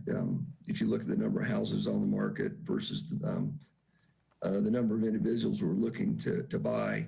I do also agree with Ms. Driscoll that I believe we may see a little bit of a shift for a while from owner-occupied to rental because of the rising interest rates that we're seeing. And no one knows right now how long that's going to last. My comment's always been, if there's one economist that knows what's going on, we'd have one economist. So I've read different economists, and it varies as to how long the rising interest rates may last. I still don't think we'll see them back into the 2s and 3s. Those were kind of artificially held down. So people are going to have to get used to maybe having a 4 or 5, even a 6% interest rate.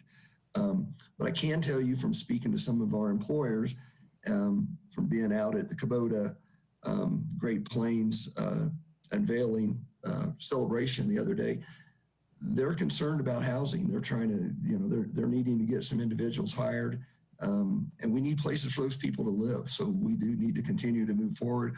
I do agree we need to do it systematically, but we do have a need. Thank you. Any other comments from the public? I would disagree with Mr. Blanchard in that the people are fleeing the rural areas. I think the condition and happenings in our major cities, people are trying to get out, and they would love to come to a place like Salina.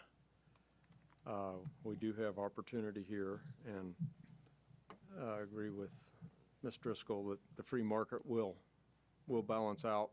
We're going to have peaks and valleys, and this concern over interest rates. I bought my first house in 1981 at 13% interest, so it works out somehow. So. Well, if I'm on the East Coast for Thanksgiving, I'll look for a move to Salina, Kansas commercial in DCTV. We'll get Senator Moran to do the spiel there. Well, any action to be taken? Mayor, I move we approve resolution number 22-8090. Second? Okay, it's been moved and seconded to approve resolution number 22-8090, adopting the Live Salina Plan 2022 supplement. All in favor, say aye. Aye. Aye. Opposed? Motion carries 5-0. Any other business? Going once. All right. Mayor Davis, I know you were out. You might comment on a couple of the groundbreakings out at Kansas Wesleyan last week. I would say there is a clear-cut energy down Santa Fe. Any of us, I've only been here 23 years, but the campus is gorgeous compared to what it looked like when I came here. And, you know, the energy is also noticed in the student body. They do a fair amount of recruiting from beyond the Kansas border, some of it tied to athletics, some to academics, but I happened to meet the chair of the physics department, and she has double-digit physics majors. You don't see that very often. I mean, just as a science major myself, I just thought that was just fantastic. But the new dorm concept will be,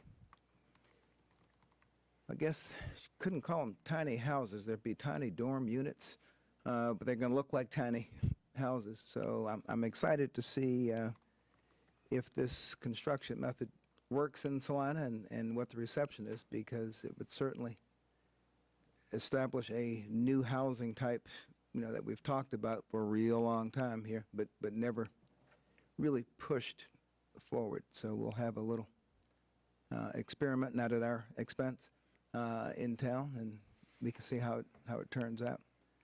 But it's just really nice to see a campus take place, and you realize the economic driver that university is. I mean, just, you know, as far as professors that it hires, students with disposable income that come to town. You know, so while it's an educational facility, it's also a business, which we need to remember. And I was told they're still looking for some host families. I know former Mayor Blanchard has been would you consider yourself a host parent or a host, I guess it's host parent. Right, so those opportunities still exist. I think it would be interesting, as I was at an event at Wesleyan Friday, and to see the data on, I know that I don't know what percentage is, but some of these kids stay here. And that's true. It is a viable source of future yeah, they future come talent. from all over. One that comes to mind, I just ran into Hannah Holt. She came here on a softball scholarship and stayed here. So when you go to your favorite clothing store, you know, pick up one item in purple. You know, purple. I went to the football game. Fortunately, because of the score, I happened to hear the chants and the school song, the fight song, over and over and over, because I think I learned some of the words, but it's purple and gold. So it's nice to have them as neighbors down the street. We are now moving to Citizens Forum. You guys can make it through. We'll take a break after this before executive session. Everybody's still good? All right. Okay. Open this Citizens Forum for anyone who wishes to address the commission. Any topic, try to gear your comments to 3 minutes.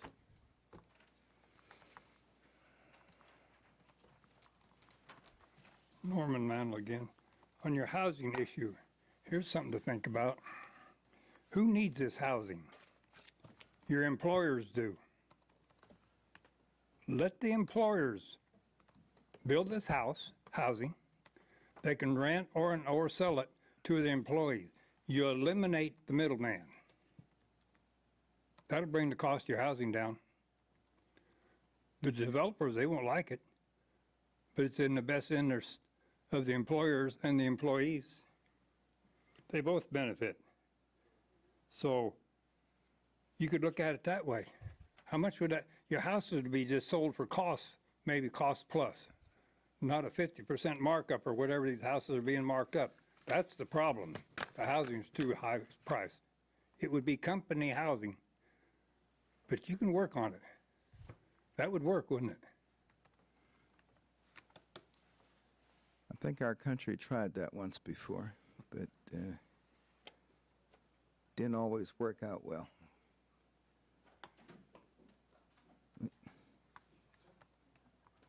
Not to say you can't try it again, but you just have to learn from past lessons. Hello again, John Blanchard. First of all, I'll take your comment as a compliment, but I did not invent rural flight. It is actually a real thing that's been going on for decades. And just Google it. It's actually pretty interesting. But like demographics, they don't move quickly. They move slowly. They churn. Right now, China is in a serious problem. They're in a population time bomb based on a lot of their policies. I came to ask about the access road for the fire department. Any further information you can give us on that? Not at this time. We're staffing it through. I don't know that we have a date that it goes back to the planning commission, but. Okay. Well, just to bring it to your attention, you passed a plat in 2010, and there are either 26 or 27 buildings and 26 or 27 units. You're pretty close to the 30, and it's in violation of your fire code. Your subdivision regulations and ordinance stipulate that any violations of that ordinance are to be brought to the city attorney's attention by the secretary of the planning commission.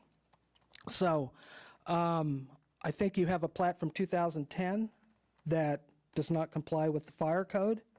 As a citizen, I'd just like to say, I think you need to prioritize this and figure out what you're going to do. I'm assuming that those lots are being marketed and that people have bought homes expecting to be able to build on them. And it just seems like our answer to everything is we're staffing through it. Can we expect to have an answer on this next Monday when I come back? I don't think we'll have it staffed through. Okay, then. And we don't meet next Monday, but. The following Monday then? Possibly, but I can't guarantee it. We've started looking into it, but I don't have a definitive timeline. Okay. I appreciate you looking into that. One thing, too, is that just to kind of follow up on sort of the demographic thing, we've already found out that it's extremely hard to hire police officers and retain them. It's also very hard, apparently, to hire other city employees and, in some cases, retain them. We are an aging population. We have been for years. If you look at information on demographics that was put together by Wichita State University back in 2014, those numbers at the time looked low, but they're actually, if we look back at them now, they were pretty optimistic. But anyway, I hope that you'll get that subdivision figured out, because I think a letter to the state fire marshal and the attorney general are right around the corner. Thank you. Anyone else? All right. We have a request for an executive session. I'll just request that we put a 5-minute break in between this meeting and the executive, unless it's only going to be 3 minutes. I was waiting for you to ask me to guesstimate the time. Yeah. My guesstimate will be 25 minutes. Okay. That makes it easy for you. Time down now. I move the city commission take a 5-minute break. And then I move we recess into an executive session for 25 minutes to discuss the subject of legal considerations relating to the Drever Partners LLC development proposal with legal counsel based upon consultation with an attorney for the public body, which would be deemed privileged in the attorney-client relationship pursuant to KSA 75-7319B2. The open meeting will resume in this room at 7:45. Second. It's been moved and seconded to recess into executive session for 25 minutes to discuss with legal counsel for the reasons given. All in favor, say aye. Aye. Aye. Any opposed? Hey, I'm looking to city staff. How do you want me to join the meeting? You should have access to a room that'll open up for you. I see that. Yep. I'll be there in 5 minutes. Thank you. Perfect. All righty. So we will be back here at 7:45. So other than yourselves, commissioners, the city attorney, myself, deputy city manager, assistant city manager, and director of community development services will be attending the executive session as well. All right. Thank you.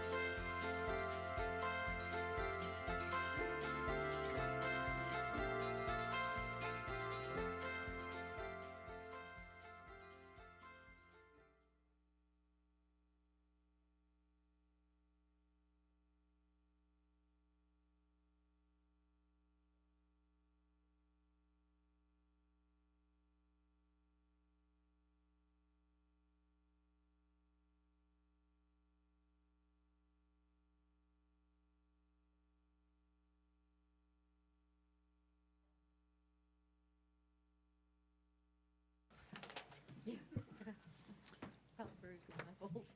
All righty, we are back in regular session, and much as we would like to say we've got some progress to announce, we really don't. So we're not going to take any action today. Entertain a motion to adjourn. Adjourn, Mayor. Second. Moved and seconded to adjourn. All in favor, say aye. Aye. Aye. Aye. We are adjourned.